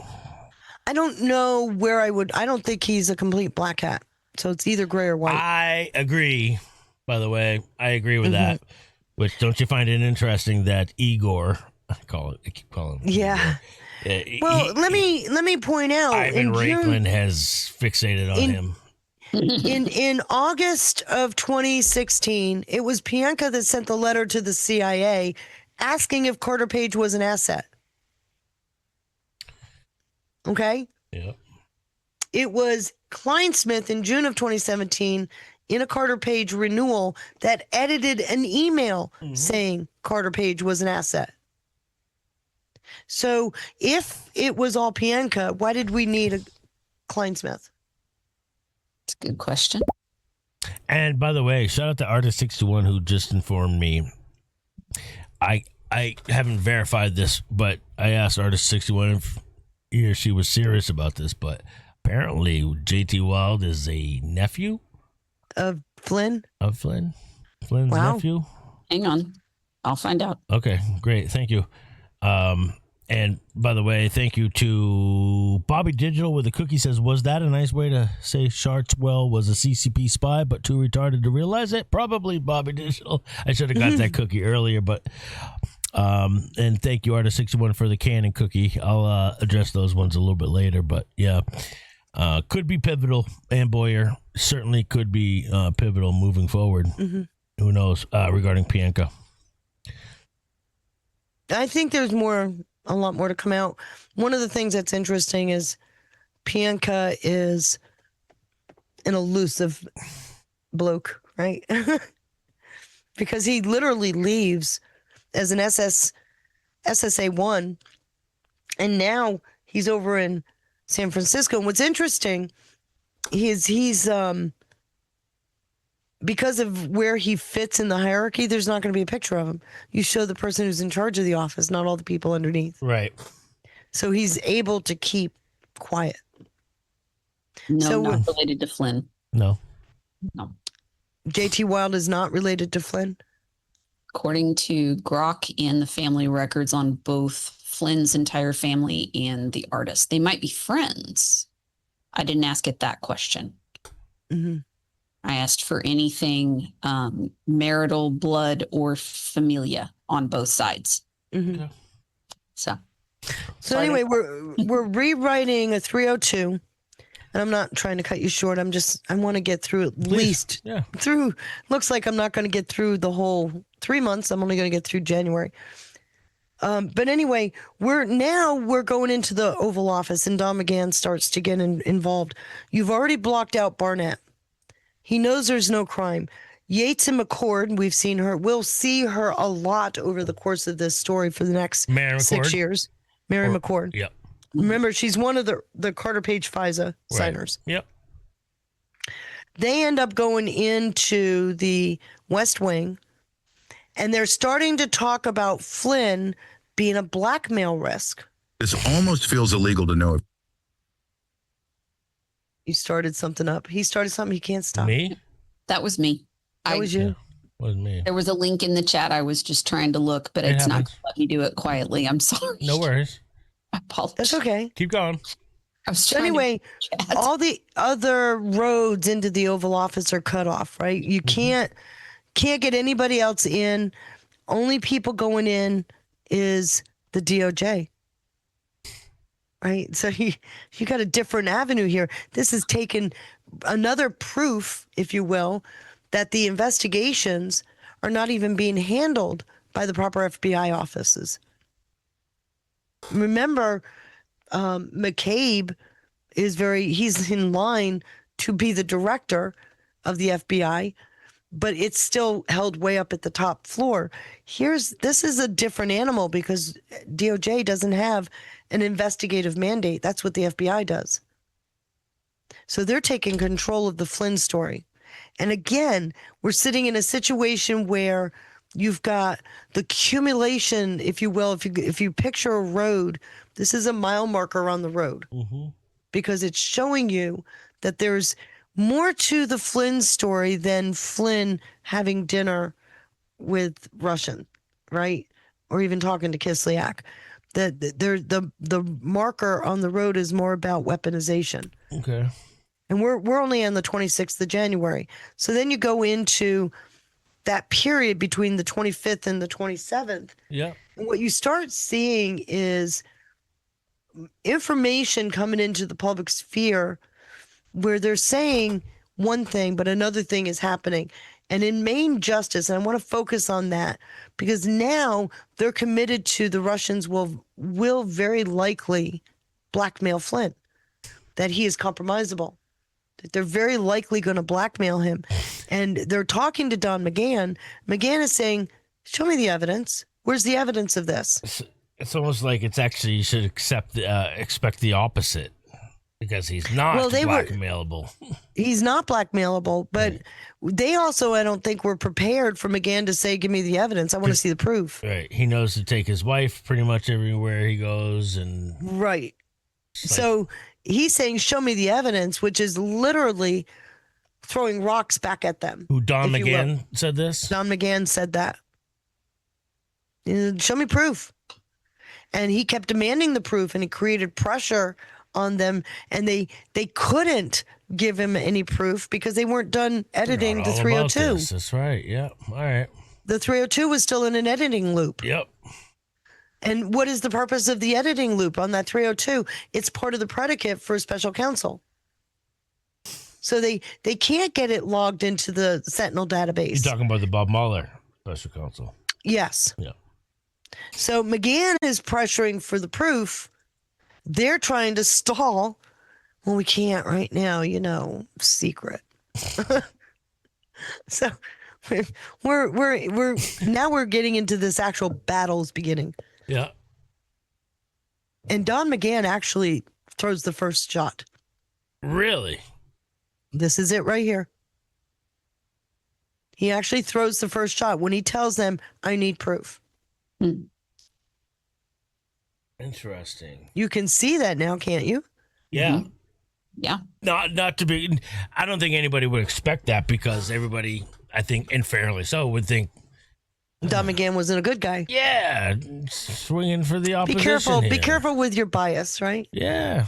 Remind you, this is 4 days into the new presidency. Well, it's his reputation on the line, of course, too. If it doesn't, You better be a damn good lawyer. Right. But anyway, he's the one literally throwing the first shot because this created a stir back in the swamp, right? He wants proof. Oh my God, how are we going to get him proof? We can't get him proof. We're not done fabricating this 302. We can't do this. Do you see can you hear the angst that comes out of this? And that path, that becomes like a festering boil because now the public needs it because of the MAGA, the White House is demanding it. And pretty soon Congress is going to jump in and say, hey, we need to look into this. And both sides of the aisle are looking into it because one side is like, oh, goody, we got some bad news. Maybe we can get him out before he goes anywhere. And then you got the other side going, this is BS. We got to look into this. So you're creating these 4 distinct pathways of friction, which is pretty interesting if you think about it, right? Especially when the contrast, you got the Swalwell, who's so easily blackmailable with the one and only Fang Fang. Well, and I will also point out it became a really big and important thing to control the narrative. And you got both sides. And seemingly the anti-Trump side was winning at the point. Now, I'm going to just point this out. This is inferential thinking, okay? So I'm going to caveat this before I say it. But if you've got Don McGahn saying, show me the evidence 4 days into the presidency, is it possible they're saying, let's see where they go with this? If you're going to clean out the swamp, you got to watch the swamp. I'd want to know what Don McGahn's history is. I'd want to know what his affiliations are.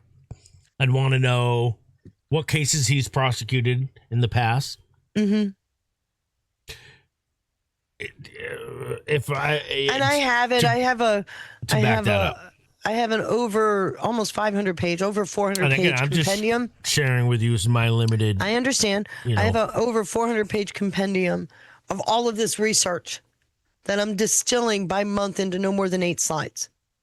So chat, keep let that me in know. mind. I'm happy to go back and go through the compendium and let you know. So to involve the chat, let me know. Maybe this can be a little homework assignment for the chat. Let me know. That's a good idea. What would you guys want to see to indicate to you that somebody like a Don McGahn here, when demanding, requesting, I need more evidence. If you're going to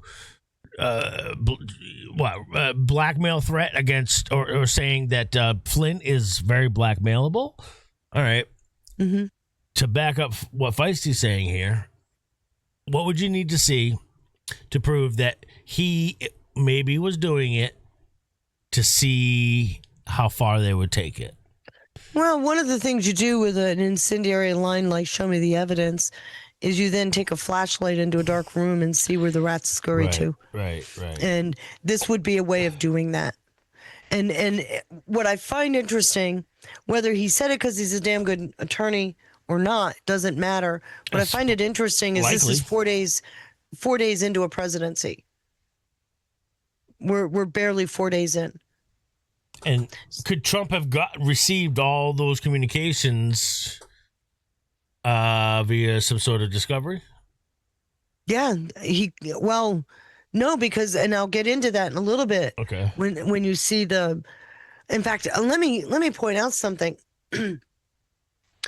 I'm into 2018, and the Sentinel issue, the database, the FBI database, keeps coming up every month. And every single month, I have compiled a document with all the research, primary sources, 2 FBI memos, and every month it comes back, we can't prove this, we can't prove this. And I've had to reload all of that information every single month through the entire timeline about how Sentinel had restricted access capabilities. Really? Okay. Okay. It's because it's not public. Yeah. That was old digging I did back in the day. And I've got the 2 documents that prove between 2014 and 2018, and it feeds right into the Round River architecture, right? Yep. So, and I have had to give AI that information, all of the research, even Grassley saying, is it returning negative answers? In other words, you go to look, some people see in, some people don't. Right. Because of these access restrictions. And the answer is yes. Not everybody could get into all of the data because their own permissions into the system didn't allow certain access. Wow.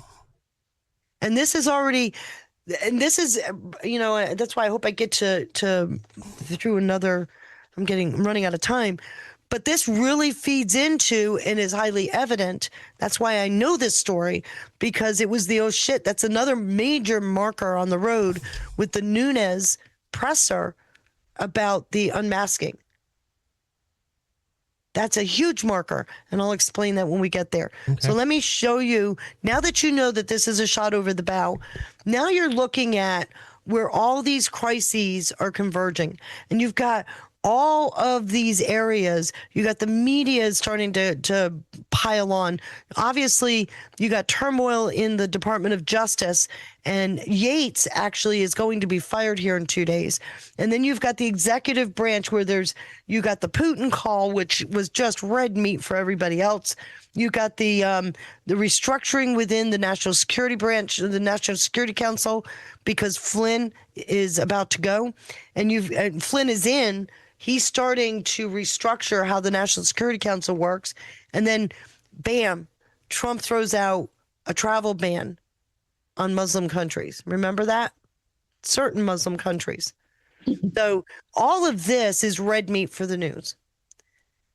DOJ is like, they're in a frenzy here, because what is happening, and what I notice, especially retrospectively as I go through the timeline, these aren't moments that are arbitrary. Trump is creating the chaos that's creating their fear. Do you see where I'm going? Mm-hmm. He finds opportune moments all along this timeline. He's dangling the carrot. Well, it's not just a carrot.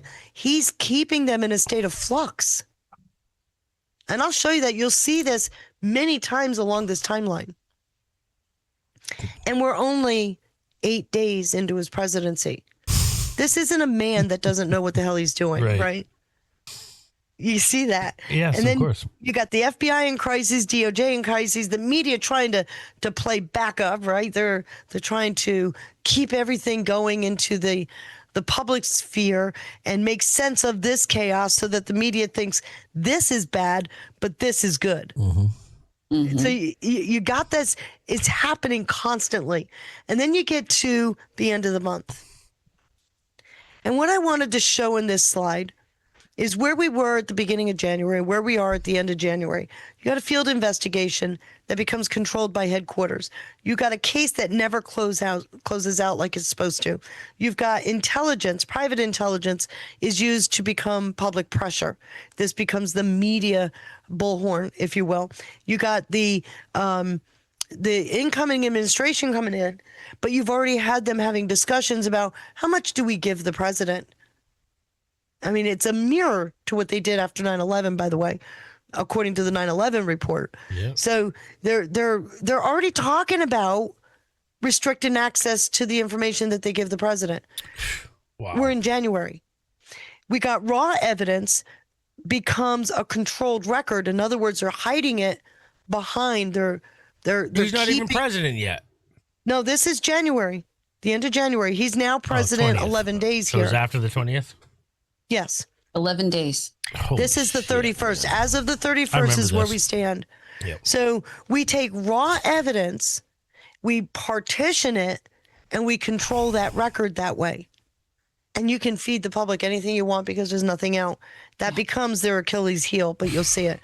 Then you got all these institutions that are seemingly disparate.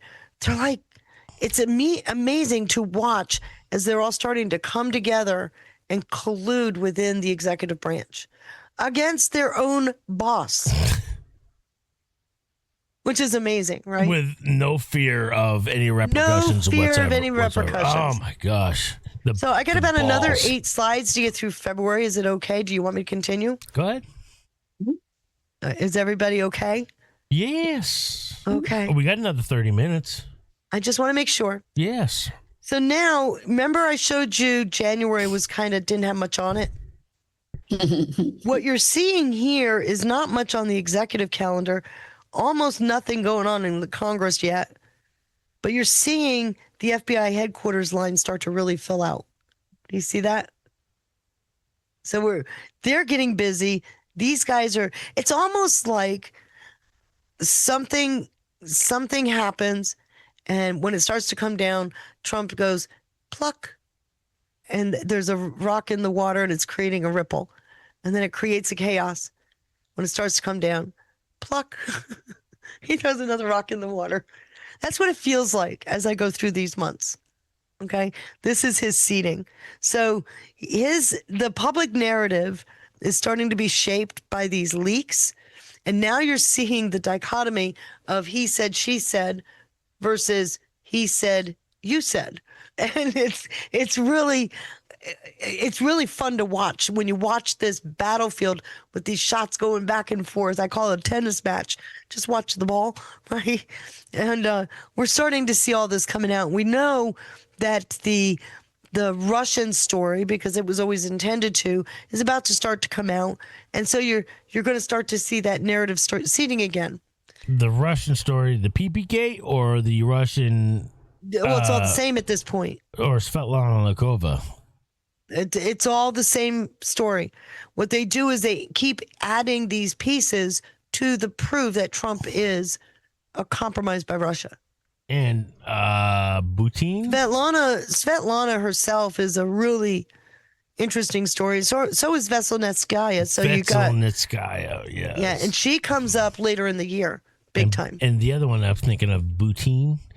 Butina. Maria Butina. Yeah. She was the one that was with Patrick Byrne. Patrick Byrne, yeah. Mm-hmm. So you've got these, we've got to compromise them. So here we are. The record now is becoming the battlefield, right? We're if we can control the record and we leverage that record, it becomes your ammo. Hopefully you can see that. And we've got these layers starting to come out. Is Flynn under investigation? Yeah, we find out. What did we just? Of course he was. That's before the unmasking with the Nunes unmasking. Yeah. Right. So we know he was because they purposefully didn't close Razor. We also know that there was a version control loop going on with the 302. It was in this writing loop, right? Where they did not complete the 302, so it therefore wasn't officially into Sentinel. So there was a way of compartmentalizing it. And then you got McGahn constantly. He started it when they came and said Flynn can be compromised. He's constantly saying, hey, where's my proof? I need proof. This is a very high position. You're saying that our national security advisor can be compromised. I can't release him without proof. Where's my proof? And he's hammering them. Nice way of that. Can you hear the noose tightening on this one? Yep. So I'm bringing this up because you've got to ask yourself the logical question. Flynn didn't lie. They knew Flynn didn't lie. So why was he released? Right? Released? Oh, why was he fired? Or Yeah. I thought he stepped down. No, he was fired. In fact, he was primarily working for Pence, and it was Trump that fired him. He was fired before any of this even came out. February 4th. If memory serves me correct. So, Well, it started coming out in February, but it was in February that he was fired. Yep. Okay, so now we got the editing loop. We've got Lisa Page literally telling Strzok on the 10th of February, we need to be careful about the language we use in the 302. Agreed. I'll make the edits. And it's not what he said, it's what we can prove. Keep it tight.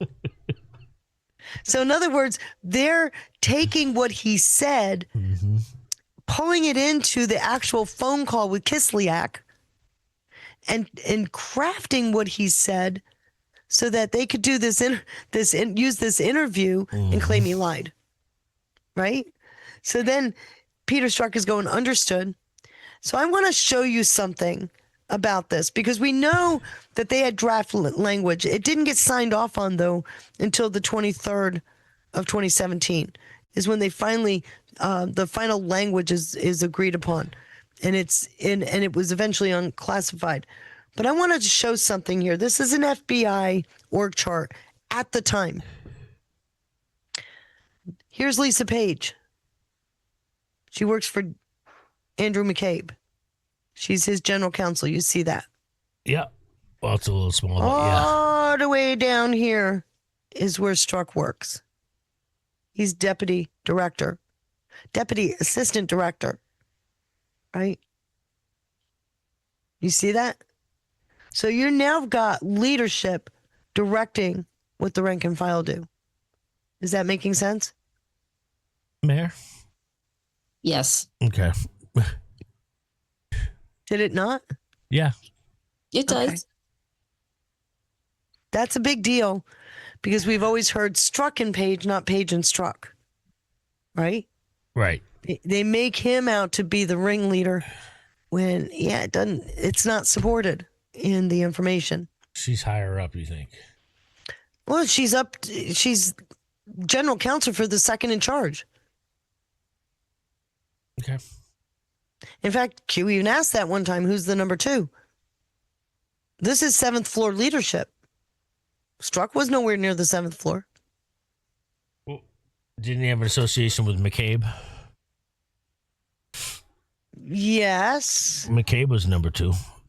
McCabe was, that's what I'm saying. Yeah. Lisa Page was McCabe's general counsel. Oh, so she was, she was one of them, right? Well, one of them, yes, Yeah. but in this story, Yeah. she's McCabe's general counsel, and she's instructing Strzok, who's many levels down, to edit that 302. It's in their own text messages. Okay. Yeah. So what am I doing here? Flynn now resigns, and Trump actually says he had him do that, right?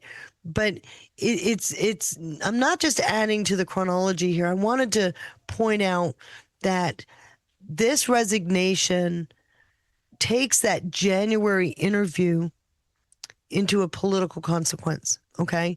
So now the White House is being forced to explain why the other national security official is gone, right? This brand new guy just got confirmed, high intelligence, national security threat. How is he not a threat?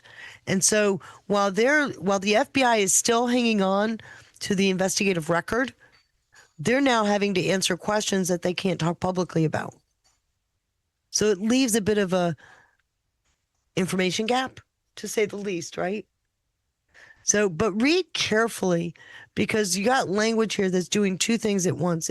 You're looking at an event that's documenting something, but you're also looking at an event in the larger roadmap that I'm building here that is changing as they need it. So you're seeing things that could possibly change later. And a good example here is that what's especially important here is that the mile markers that I keep talking about on the road are those areas where it's a foreshadowing, if you will, of what's going to happen later. That's going to give that mile marker an increased importance. So this is pulling this out. I hope you can see your way clear to letting this go, to letting Flynn go. This is Trump talking to Comey. Strange. Why is he saying that? Because Trump already knows Flynn didn't do anything wrong. Right. Yeah, he's on camera saying, I didn't like what he did, so I told him he had to go. Remember that vacuum, that messaging vacuum? What did you say, Mayor? It was weaponized against him, that phrase of, can you see? The media just totally took it and weaponized it as in he's getting his cronies off, or, but that wasn't it at all. But I was just. And they were trying to laud Comey because it was painting Comey as a lapdog for the president. Right. Which then he went hyper the other way. And well, yeah, he released his notes, remember? Yeah. Yeah. I'm glad somebody else remembers this stuff. I got a call. Try. Keep rolling. I got a call. Okay. So the Strzok McCabe thing that's going on, Comey's sharing that. He's also said that he thought Trump's pressure in this dinner, they're actually having dinner at the White House, the pressure in this dinner, Comey is trying to say, well, he felt it was the president's way of trying to influence the investigation that was currently active. Right. So that is the fodder the media ran with, that the DOJ is fighting for its independence. I don't know if you remember all those comments, but this is actually out of the vault records itself. This entire thing that happened, that was was a lot of documents, but there's some fascinating stuff in there. So here he's putting out these memos. He actually sends them through lawfare, right? Benjamin Witz at lawfare to get them, and then they're released to the media. So that starts a whole another thing, right? Those contemporaneous notes aren't his to give out, by the way. They're government property. So they should have gone through their vetting, and they didn't. Yeah. By the way, side note, not to distract you too badly, but I can't help myself. The parchment you have on here, I keep noticing the glow it has, and I just love that. I know you did that on purpose. Yes. It looks beautiful. It makes it easier to read with the green text. Good job. Thank you. I've enjoyed coming up with my flow. I love the parchment myself because I can do, if it's a foreboding topic, I can do a darker slide, and the parchment helps me to keep it legible, but you still get that emotional feel. You put like an iridescent pink behind it. There's a salmon color. Yes, it's beautiful. It's overlaid. It's not underlaid. I would wear that color. It's pretty. Yeah, I've used. It's not pink, right? And it's not, but it's more of a salmon color. It's one of my favorite colors. Yeah, I've got it painted all through my house. I totally distract you and derailed you, but I'm staring at it and it's so pretty. Can't help it. Well, for me, that gives it that kind of, hey, read me. Yes, it does. It makes it glow. Very good. So now we're trying to control the record. You got all this stuff happening in rapid sequence, 15, 16, 18, 19, and 20 of February.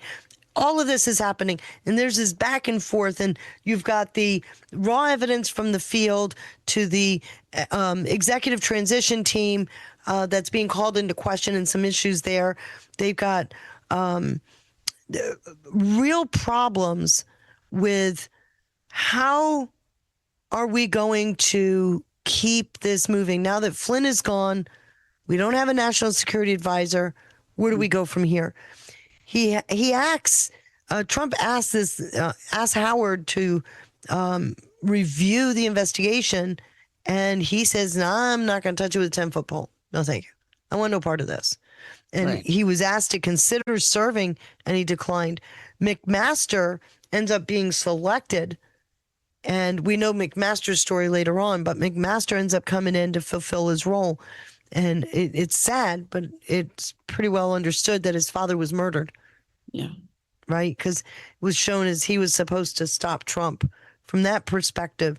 But we have the handoff that's happened between Flynn, his short tenure, handoff to McMaster. Flynn is already pretty much gone. I mean, he's already resigned. He's in a transition period. And so you have to wonder, where did this go exactly? Yeah. So we're in a lock. That lock is important. It's another marker, because we're not only trying to control the record, but we're trying to control who has access to that record. And so now, when the 302 is finally finished, well, here we are, February 23rd, right? Finally finished with the 302. That 5-day protocol is well gone. Remember, the interview was on the 24th. It should have been completed. The 302 should have been completed by the 29th of January. Here we are almost a month later, and we're just now getting to where it's a lock. My thought was the reason why they're now rushing to get it certified or get it into the system is because of the pressure that McGahn was pushing on them. I need proof. But they don't want them to have the actual 302, so they got to get it completed and put behind their protected status. Okay. Which I've proven has been a part of Sentinel since 2014. This is another argument that I keep having with AI. We'll add it to the thousands. I wanted to welcome in everyone from 412 Productions, Adel's team. They just rated us. Thank you so much, everybody. Welcome in. We're going over the beginning of Trump's presidency.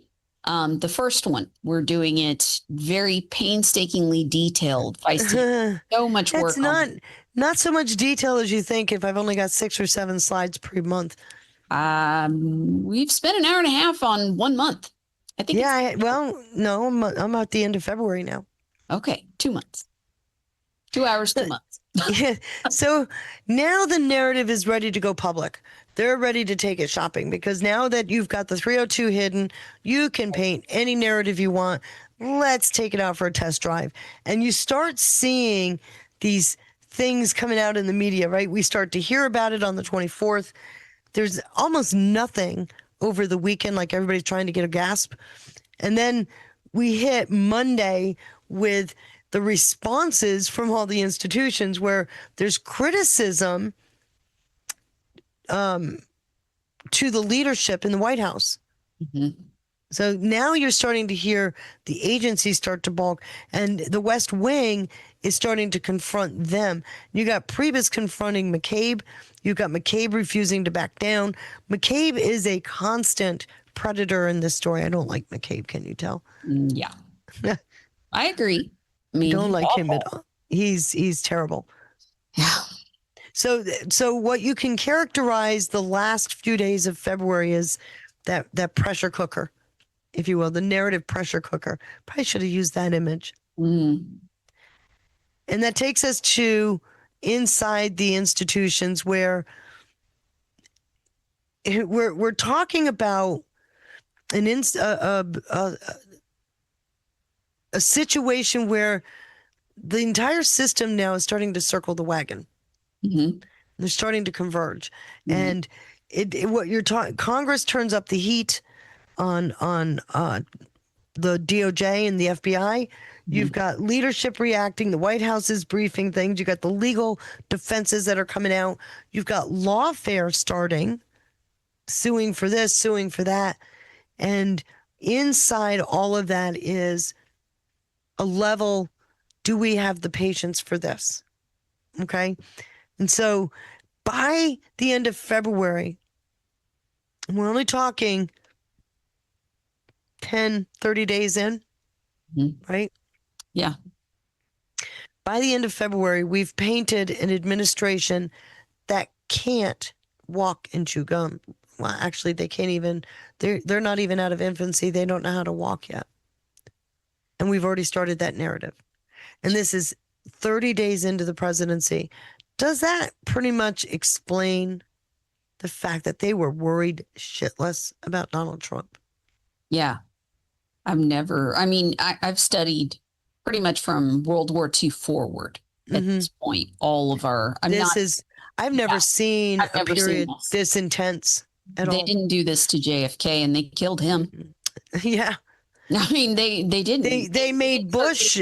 They made Bush to be out like some classroom idiot. Yeah.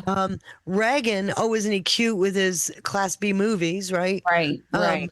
But this kind of a pressure campaign, no. In my timeline, no. So here we are at the end of February, and what's changed? We're taking an edited 302. I'm sorry. Nixon's the closest that I'd Well, that was a coup. Yeah. That was an absolute coup. As far as the state working like they did. Right. And he was coming back and he was overwhelmingly popular. So they had to wreck him. They didn't just wreck him. Oh, no. They didn't just do that, but yes. And so when Q says Watergate times 1,000. Yeah. We're already seeing signs of that in February of 2017. So here we go from an editing loop for the 302 into a locked system. Very, very restricted access. You've got the narrative. You're starting to shape, the story is starting to be shaped to the point where it actually is now public by the end of the month, right? That bullhorn is loud.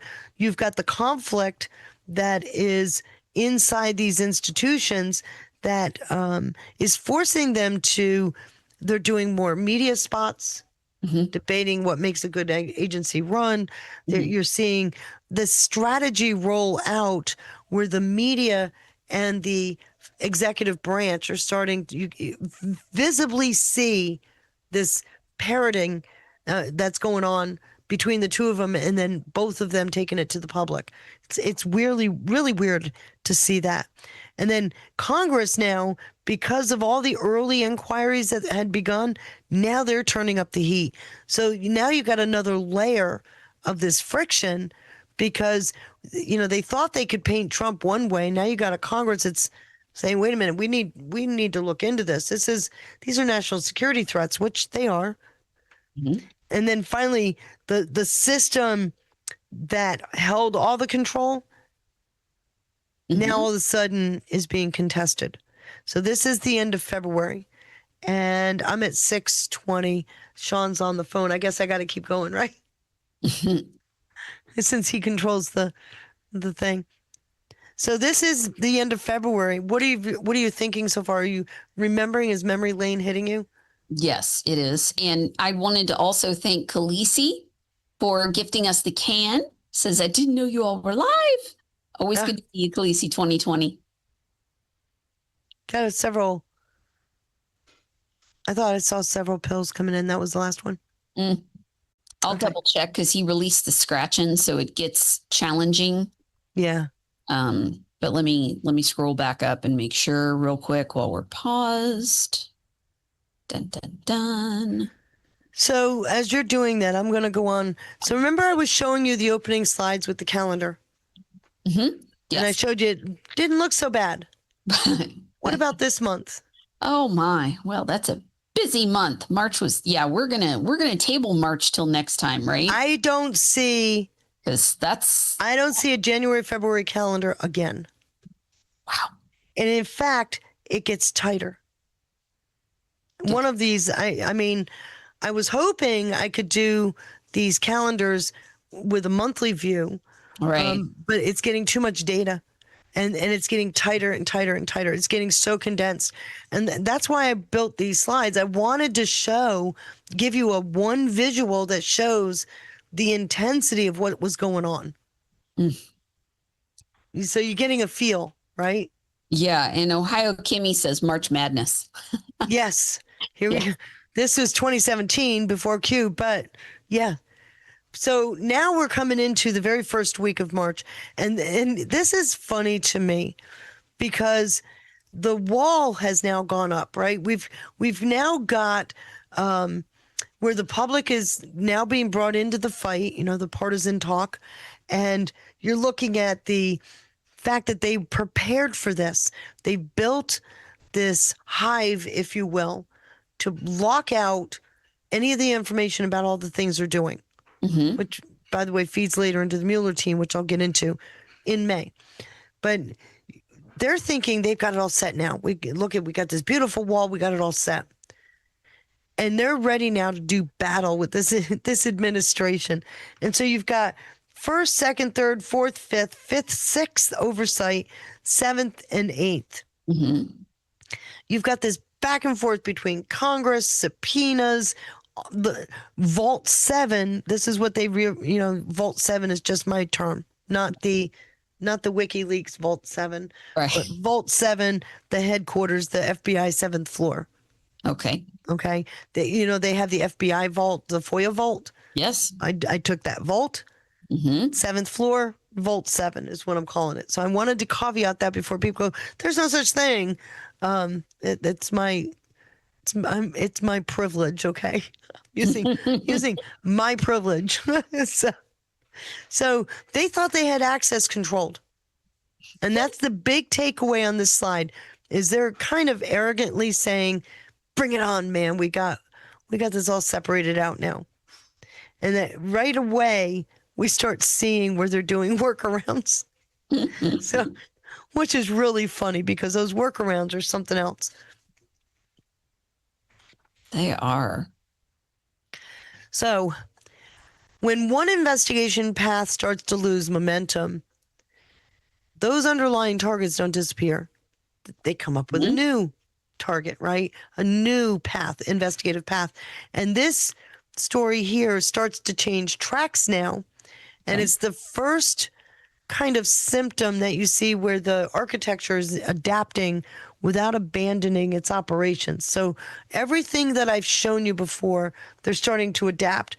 Where they were having an issue with the FARA disclosure issue, the target remains the same. Michael Flynn, they brought up, I don't know if you recall this, but they brought up FARA, but yes. It was quickly dealt with because it wasn't Michael Flynn that filled out that FARA application. It was his attorneys. Mm-hmm. And so they had to back down from that. And then they came with the new lead, using the FARA, but his Turkish business partner. If you remember, his business partner ended up going to jail. Yeah. Okay. Yeah. So there was, because of a FARA issue.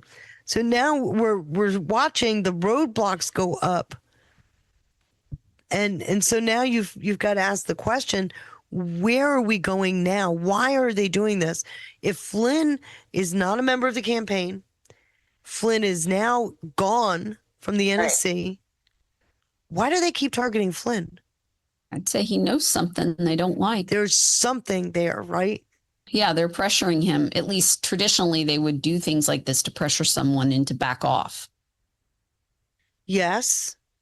And what did they get him for? He pleaded guilty to what? Mischaracterizing a statement in that 302. Okay. That they edited. Made it look like he lied.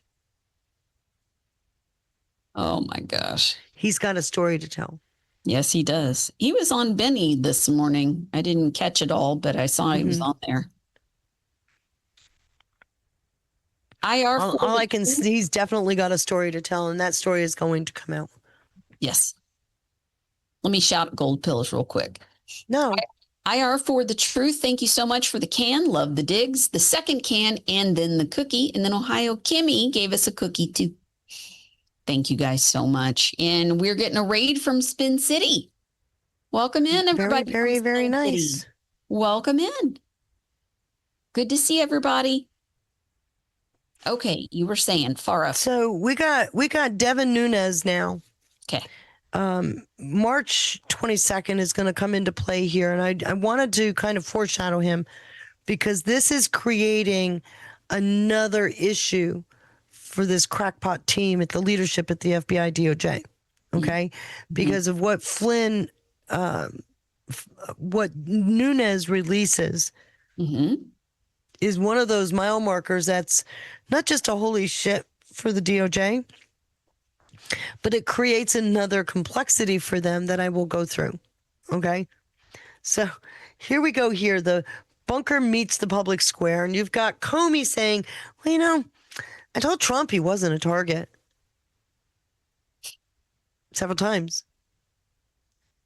Mueller, he wasn't a target several times. Interesting. You got these people saying that Trump's not the target. When do we ask the question, well, then who the hell is the target? And we're assuming they're giving correct information. That's the second part of the question, which may or may not. One might have, maybe not the other. Maybe, I don't know. But you test it. You test that theory as many ways as you can. Oh, I know. And you back into the corner those that are on shady ground. Yes. Yes. So, but all I'm saying is, if Trump's not the target, Flynn is gone, we're still going after Flynn. What's the story here? This is the story that never got told through this entire 9 years. Yeah. That's a very good question. What's the story here? So I asked Sean earlier, isn't it possible that they knew what they were coming into? Beautiful black sky 3 times. And they were creating the conditions that became our story for the last decade. Right. Why? Why would you do it that way? Why couldn't they just quietly go in and take people down in handcuffs? Why did we get drawn into this decade-long charade? You can't think. An answer. I don't have an answer to that. Because it goes outside of government. It's not just domestic. It's domestic and foreign with a media compilation. And as you've seen, there's a transnational control loop. Yes. So if they'd have taken down these people back in February of 2017, it would have left the rest of the machine in place. You can see that, right? Yes. And what has been coming out lately is proof of all of that. So one of the things as people get frustrated is sometimes you got to learn just to eat popcorn. You don't have to understand everything. It's hard, though. People are worn down after a decade of this. Well, let me tell you, I get it. I'm tired too. I know. Especially today, thanks to Sean, but I'm tired too. He's forever getting it. But this particular event is probably one of my favorite markers in the 2017 timeline. It was then, it still is today. People know this as, I saw documents and what I saw are shocking. But they don't get the gravity of what he was looking at. Okay? Somebody inside the National Security Council gave him proof of who was being unmasked. Right. He goes to Congress and does a press briefing. The next day goes to the White House, does another briefing. These documents, this is a big deal. These documents are all FISA related, the unmaskings, right? Who would be doing that? Wouldn't that be the FBI? Should be. Okay. So what you just found out is that carefully, and Sean, you didn't get to see it. Let me go back a couple. That carefully built wall was a facade. This wall was designed to keep all that information from getting out and into anybody else's hands other than a select few that had those privileges that they claimed were not in the system. But I showed you a 2014 document where I showed. And that wall was the information that General Flynn has. Well, not just, I think it is. Was that That's right? what we're discussing. Oh, wow. We don't know. We're discussing the missing component of targeting Flynn after he was out of the administration, and they continued. Even they didn't finish rewriting his 302 until the end of March. He's gone. Right. So why were they continuing to target him? And that's what we were just having a discussion on. Obviously, he knows something, or wouldn't let something go. Right. Why else would they continue? And I'm gonna just go backwards now, because he was head of DIA in what year? 2017. Oh no, 2000. So he was. This is what I was going to get at. He was.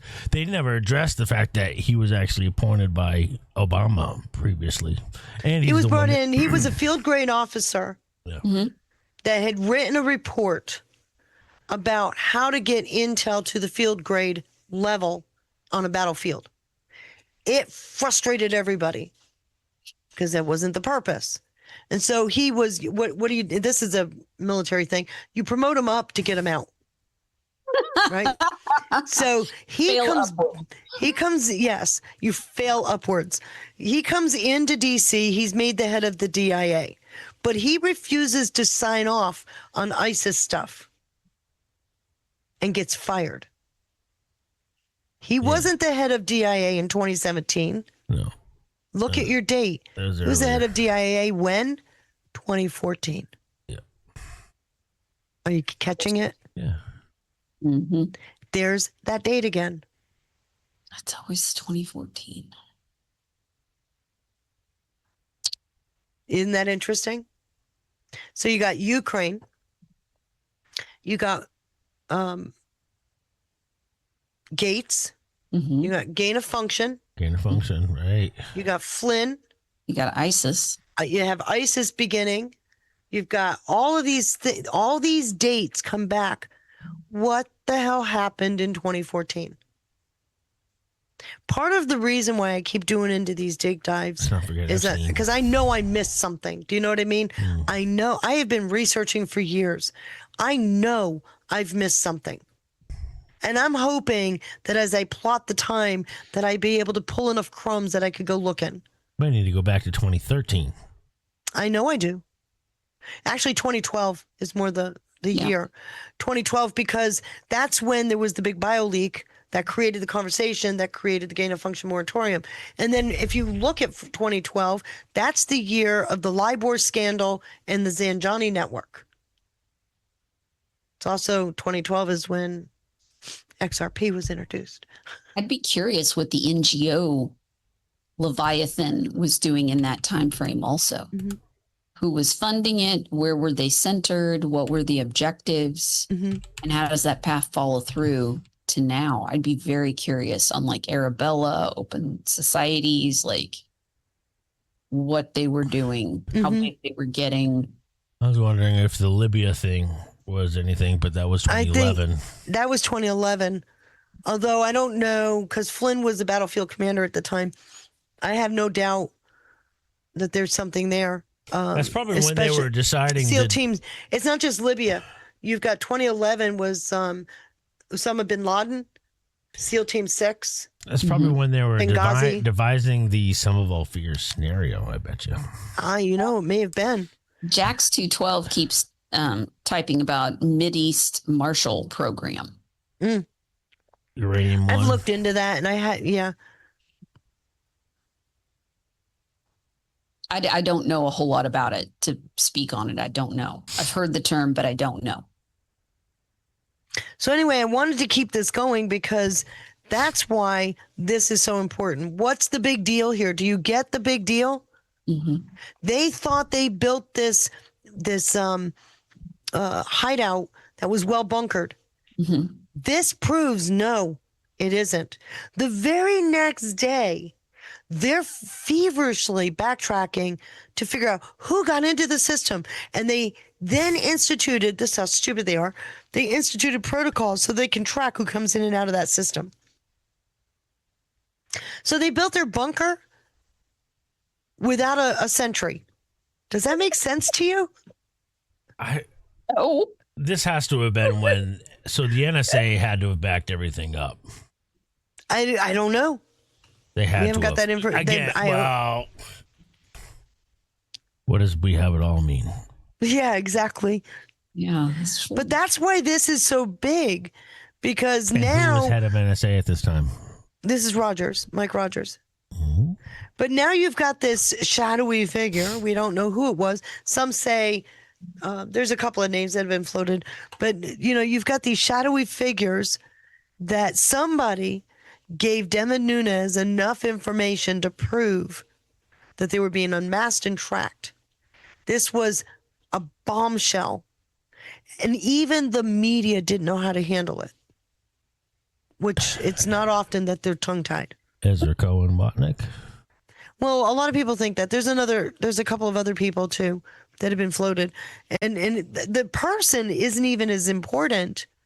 I think if what they try to do is focus on who would have given that information. That isn't what the problem is.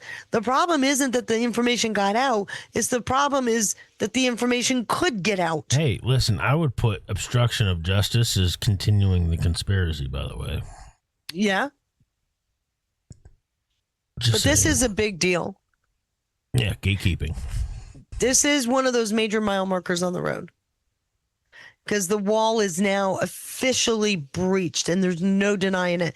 You've got the Devin Nunes, he's the chairman of the Permanent Select Committee on Intelligence. That's right.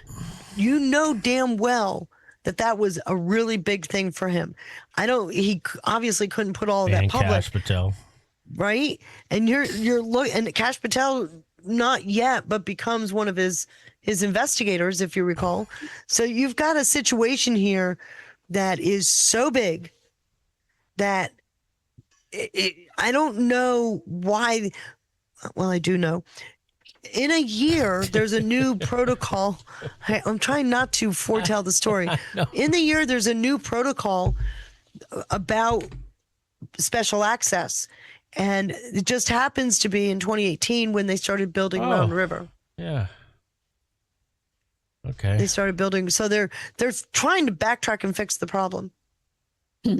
So here we are. We're at the end of the month. Good. We did get through 3 months. And the wall now is turned inward because there's this breach that I love how Devin Nunes made it so public. I mean, it was so dramatic. I don't know if you remember this day. I do very much. But he has this huge presser, a congressional briefing. He brings in the press, and he's almost breathless as he's talking about what he's got. And then he does another one the next day at the White House campus. And so he made talk about entropy being entered into the system, right? He just created a loud boom in March of 2017. And like I said, I remember when this happened. So now we're talking about the FBI suddenly having to figure out how to contain this damage, because that was major damage that Nunes exposed. What do we do about it? How do we handle it? So that they're not going to back down. The fight is like, it's a do or die, right? They have no choice but to keep fighting. So what do we do now? What do we do with all this information that is literally fruit of the poisonous tree? We can't let it be seen by anybody. And what do you remember hearing? We need a special counsel. We need a special counsel. As if Trump was creating the problem that was created in 2016. Was Crossfire. People have suddenly forgotten Crossfire opened up July 31st. Right? So here we go. 2016. Of 16. Yes. This is February 2017. Now, a lot of people don't think about the Crossfire beginning before Trump was even in office. People do not. pretty confident stating that, by the way. Yeah, no, a lot of people forget that. They think that the targeting of Trump happened after he got into office. I don't even think people know it. Which should prove it's very possible. Which should prove it to be a coup d'etat. Yeah. Except that they lost. Now You let's mean go they never after. thought she would lose? They never thought she would lose. No. So here we are. The month is beginning to show us a different lesson, that the record is no longer evidence of an investigation. It's actually becoming a battle over the investigation itself, right? Mm-hmm. The back and the forth. And so before we looked at is the record and the oversight dispute, who controlled the record. And if you keep bringing the political meeting forward, what you've got is the chronology that you begin to intelligently question the information that they're using as a predicate, because things aren't making sense already. Mm-hmm. So we go from control, now we're going into accountability pressures, right? Now we're talking about, where do we go from here? We're now at a point where too many people are figuring out something's not right. And Devin Nunes is like a dog with a bone. Yeah. And so he's compiling this team that's in their own skiff over in Congress. Mm-hmm. And it's creating a really wicked layup. And I think that's where we end with March, because in March, we are at a point where we know the investigation is expanded, but part of the reason why it's expanded is because they need to bring in more target, right? So the net's getting bigger so they can catch more fish. And so and because of the breach of the wall, now we have access to logs that they didn't have before, and the database itself is coming under scrutiny. And this leads Grassley to asking, several times he's asked the question, are we getting negative results? In other words, you do a query, but because your permissions don't give you that depth of ability, you're going to get back a search, a null search, right? Which it comes up really big towards the end of the year, by the way. So that is the first 3 months of 2017. Sean, as you can see, that I have 100, I loved how this ended up, 117 slides in this deck. We just got through slide 30. Holy cow. Yeah. Wow. 30, and you're not even halfway through 2017. No, we just finished first quarter. Damn, this is going to take us up to what year? Yeah, hopefully I'm alive then. Oh, stop it. Jeez, guys, tisk. No, so this is the idea that we have. I had actually talked to Mary about this on Saturday. Mm-hmm. I think Friday. Something. Friday. I don't know. The days are kind of blending. But it was clear that even doing 8 slides a month, because I'm doing everything I can to compress this, by the way, everything I can. 117 slides over a year that we just experienced, and 3 of them are reports, 2 a month. 27 of the slides are just filler slides showing you the intensity of the month, and then the end of the month slide, the what changed from the beginning to the end. Mm-hmm. So there's 24 of those 2 stories, right? Like I said, I begin the month with the intensity and end it with this. And then at the very end of the year, I do an after action report showing you from the beginning of January what questions that keep coming up all through this year carry through to the next year. So we have something to build on. Mm-hmm. It's going to take us, at my judgment, and I've now got, I'm well into building 2018. I can't picture this being done within the year. Yeah. On two hours a week at all. We're going to have to speed up. So I had this idea. Or just take your time. Well, by that I mean increase release. What I'm thinking of is using the ARM structure. Mm-hmm. We do, and if you can come in and do it as well, 1 hour drops, record an hour's worth of show, upload those hours. And then every time we get an opportunity to do a recording, regardless if it's one of us, not one of us, but if it's two of us or three of us, it doesn't matter. But the idea is to continue the progress we started, and it's all on your show because that's where Diggs is. Mm-hmm. And then we can release it on our ARM and put them on YouTube even. So it'll be an easy resource for the more the merrier, the more easier access. Well, the last 3 digs have to then go with it because it's the backstory. They're all connected. Yeah. But like if Feisty and I can knock out 2 episodes, let's say Wednesday, and maybe we get 1 knocked out Saturday. Sure.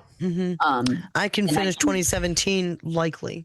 Yeah, and then we continue live Monday Monday would go into 2018. Right. So I've given you a tickler for the year with the first 3 months. Yeah, we'll make its own and then playlist on YouTube. We get the Rumble. rest through. So what do you guys think? Yes. And I'm blessed that Mary thought it was a good idea because now I have a sidekick to help me out with it. Absolutely. Like and if you've got an hour and you can help us do one, we'll just let you know. All right. Because this year is really exciting for me. Yep. Like I said, pre-record 1 hour, make its own playlist on YouTube, Rumble, upload them, and that way it'll be people can have access. It'll be a resource timeline of events. What did I title this again? These are the Crossfire Hurricane timelines. I'm calling it the long journey. The long road. It's appropriate. I've already started writing. I've taken all this work and I've already compiled it into a document. Started writing a part of a book because Mary said I should be doing smaller books. Is that the novella you sent me earlier? No, what I did is I said, I was so tired. Okay. I said to AI, do me a robust description of each slide, and I sent you that PDF. From surveillance abuse to political targeting. That was the foreign. That was last time. I still think it's a perfect title. Well, you can just keep that title and go part 1, part 2. That's or right. just do Okay. That's right. Like a series, like I was doing the CIA series. Well, because we did the politicization too, remember?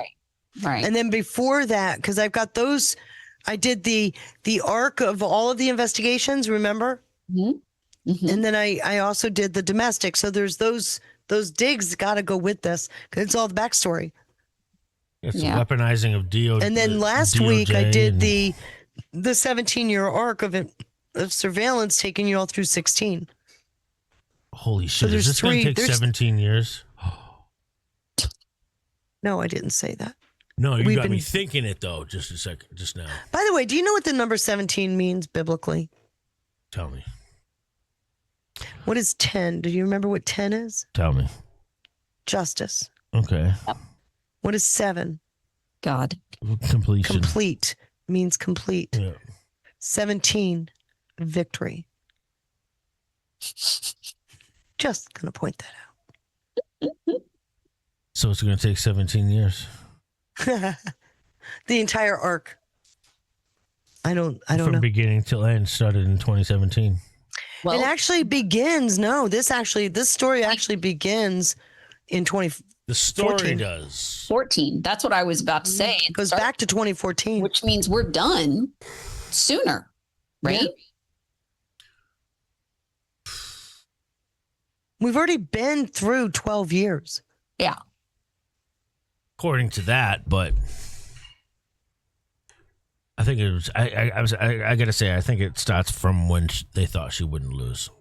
I don't know. That's Could you make the argument it was back to 2010 with the second election? Yeah, and I could keep taking it to 2008 when with the whole crash. I think it always goes back to, and that's why it's longer than 17 years. 9/11 was a marker. Yes, it was. 2008 was the second marker. 2014 was the third, and you can plot that on a timeline with reliability. I agree. And think about it. Think about it. You've got 2001 was a very culturally shocking thing, right? Mm-hmm. 2008 was money, right? And then you come to 2014. That's governance. Every bit of it is governance. So you're saying it's each marker is a side of the entire triangle is consumed. The reason I say 2017 because A, that's when Q started. B, that's when it's the end of a phase. That's really when the counter started. That's when it ramped up. That's when I believe, really, when this whole operation was truly. I actually think the Q phase, though, is the end of a phase. If you do your work in the background, which most good plans do, then you need an opportunity to, at some point, bring the public in, not only to bring them along, but to help be an echo chamber. It is. It's 17 years. Oh, my gosh. It just hit me like a ton of bricks. We're just trying to figure out when it begins so we know when it ends. Because it's, oh, my gosh. What was their plan? What was their plan? Does anybody know? You already know. Yeah. It was a 16-year plan to destroy the country. To destroy America. And why did they need to particularly destroy America? Because if America falls, the world falls and we'll never stand up again. Right. So the reason 17 is because it's literally our Constitution keeps the world stable. Isn't that the most ironic thing after all of this? Especially when the DSA is now coming out today. There's a clip that's making the rounds right now, and I think it was Natalie Winters even showing a clip of the DSA themselves talking about their hatred for the Constitution. US Constitution. Yep. It goes back to how many years have we listened to them talk about a living Constitution, which is garbage. Right. And again, I think the clock started as soon as Obama's term was up. That's why. So I actually think the clock started during his term. 16-year plan. We'll find out. There were a lot of things put in place that are being used now, like the Smith modernization that was during Obama. Yeah. And you needed a media echo chamber. What did you say, Mayor? I was saying I hoped it was sooner. Like I hoped the clock started prior to what you're guesstimating. It would be nice. Yeah. I want it done soon. Yeah, I think we all do. I'm naturally impatient. I think we all probably want that, but I'm gonna aim longer just because that way we're not disappointed. That's true. Manage expectations. In other words, hope for the best, expect the worst. I've lived my entire life like that. Indeed. Yeah. This is one of those times I'm really sick of expecting the worst. Okay. Just saying. Well, live in the happiness. I did want to shout out. We had a couple gold pill love that came in. Core Cousin, thank you so much for that cookie. And Red Guns 51, thank you so much for that can. As well as Sulfanol. Sulfanol says, agree, Feisty. Now, what did I say? All I need to know is what I said. Oh, yep. That one just came through. Thank you so much for those shades. A lot of gold. Thank you, everybody. I have a personal favor I would like to ask from everybody, and that is Johnny is live, and guess how many followers he needs to hit 1,000? 17. 3? That's it. Oh, he's so close. He's so close. So if I could get Marissa, the sweet Marissa, to drop Johnny's links. We're going to go rate him in just a minute, but I would have really appreciated it and find it as a personal favor if anybody, we could just need 3 more followers, 3 more people to follow Johnny so I can do a gotcha bitch when I see him tonight for the news. So shout out to Johnny. He's doing off script right now. Feisty, that was one hell of a dig. Everybody loved it. Watching the chat, the responses. Everybody loved it. I didn't even see the chat. I'm so sorry. How dare you? Ruin our futures. Actually, I am going to crash here in about 10 Please, would minutes. you, for the love of God, go get some Burn a sleep. nap. I just love harassing the hell out of you. You know that, right? All right. So, Mary and I's homework assignment for you is to go get some sleep. That wasn't a homework assignment. That's not a homework assignment. Until I drop like a Joe DeGenova update or the Bill Pulte update, your boyfriend. And then she's activated all over again. Mm-hmm. Anyways, Thank you. parting thoughts, ladies? Parting thoughts?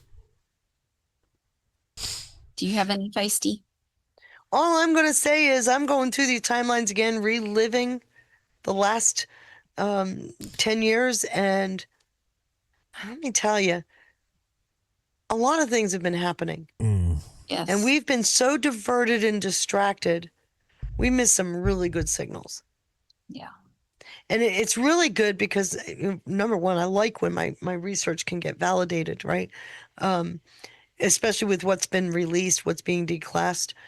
I wasn't so far off. And I'm had actually surprisingly very little that I had wrong in my research, which is just blowing me away because that's been one of the things I've been so concerned about is I know I didn't get everything. I know I'm missing something.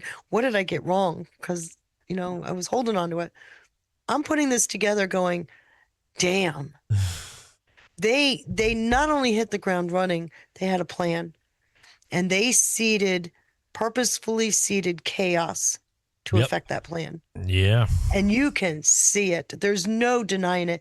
When you take all those stories and you start putting them together in their respective timeline, it is so obvious that they never stood a chance. Because like I said, he just drops a shocker and you can see the scrambling. And he drops a shocker just as they never got to calm down. And it's so cool to see. So be patient. I know you hate that word, but be patient because this is amazing. I know that was a long thing, but no, that was perfect. And guys, make sure you check out Truth Blitz, also known as Giggle Blitz, every weekday at 1 p.m. On America Rising Media, except for Wednesdays. Any other thoughts, Mary? You got any other shows coming up? I'm going to be on with Danielle with State of Freedom. I think the special one that she does on Wednesdays is for the love of freedom. So I'm guesting on that one this Wednesday morning. So nice. I think she wants to talk about the Weather Underground and DSA digs that I've been doing. And Perfect.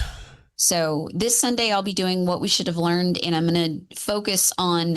You remember I sent you that book, Sean. I don't know if you probably haven't had time to look at it. Making Hate Pay, I think is the title. Super good book. I'm going to put that in there because that is breaking down the history of SPLC and the fact it was always rooted in problems. It's not a new thing. And I'm going to be tying in Feisty's dig on the network and all of that. I wanted to bring that in to cap off kind of that series that I've been doing, at least that section of it. I think that'll be really helpful. Making Hate Pay, right? Yeah. I sent you the PDF. It's a fantastic book. All right. He reads really quick. Like I just dump him into AI and let it read it to me. The Corruption of the Southern Poverty Law Center. Mm-hmm. Yes, It's the an founder of excellent it was a very interesting person. And Moms for Liberty are all over that one, too. Yeah. Awesome. Yeah. All right. Good stuff. So, yeah. Well, thank you both. And I will, looking forward to next Monday already. Kathy, I'll see you on Thursday. Thursday night. That's right. Thursday. And then, Mare, it's been a pleasure as always. Thank you for doing this with us. I love it. Thank you, Sean. Yeah, thank you. All right, guys. Have a lovely evening. Go get some rest, you two ladies. I'll speak to you soon. Talk to you soon. All right. God bless. All right. What a treat. I hope you guys enjoyed it. Scratching's released over there on Pilled. Go get your gold pills, guys. And Johnny did he hit 1K? I'm seeing 999. That's all I'm seeing, 999. Let's go get Johnny. We need Johnny. One more follower, guys. We're going to go raid them right now. So God bless everybody. I'll see you tonight for America Rising News at 9:30 at America Rising Media. Stay safe, stay dangerous, Patriots. This has been the 56th edition of Feisty Diggs. Good night.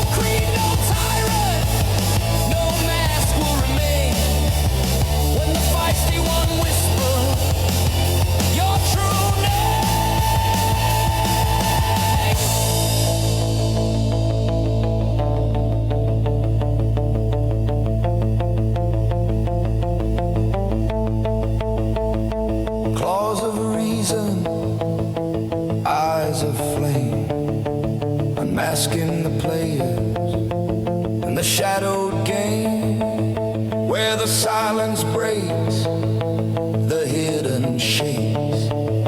She names the unspoken.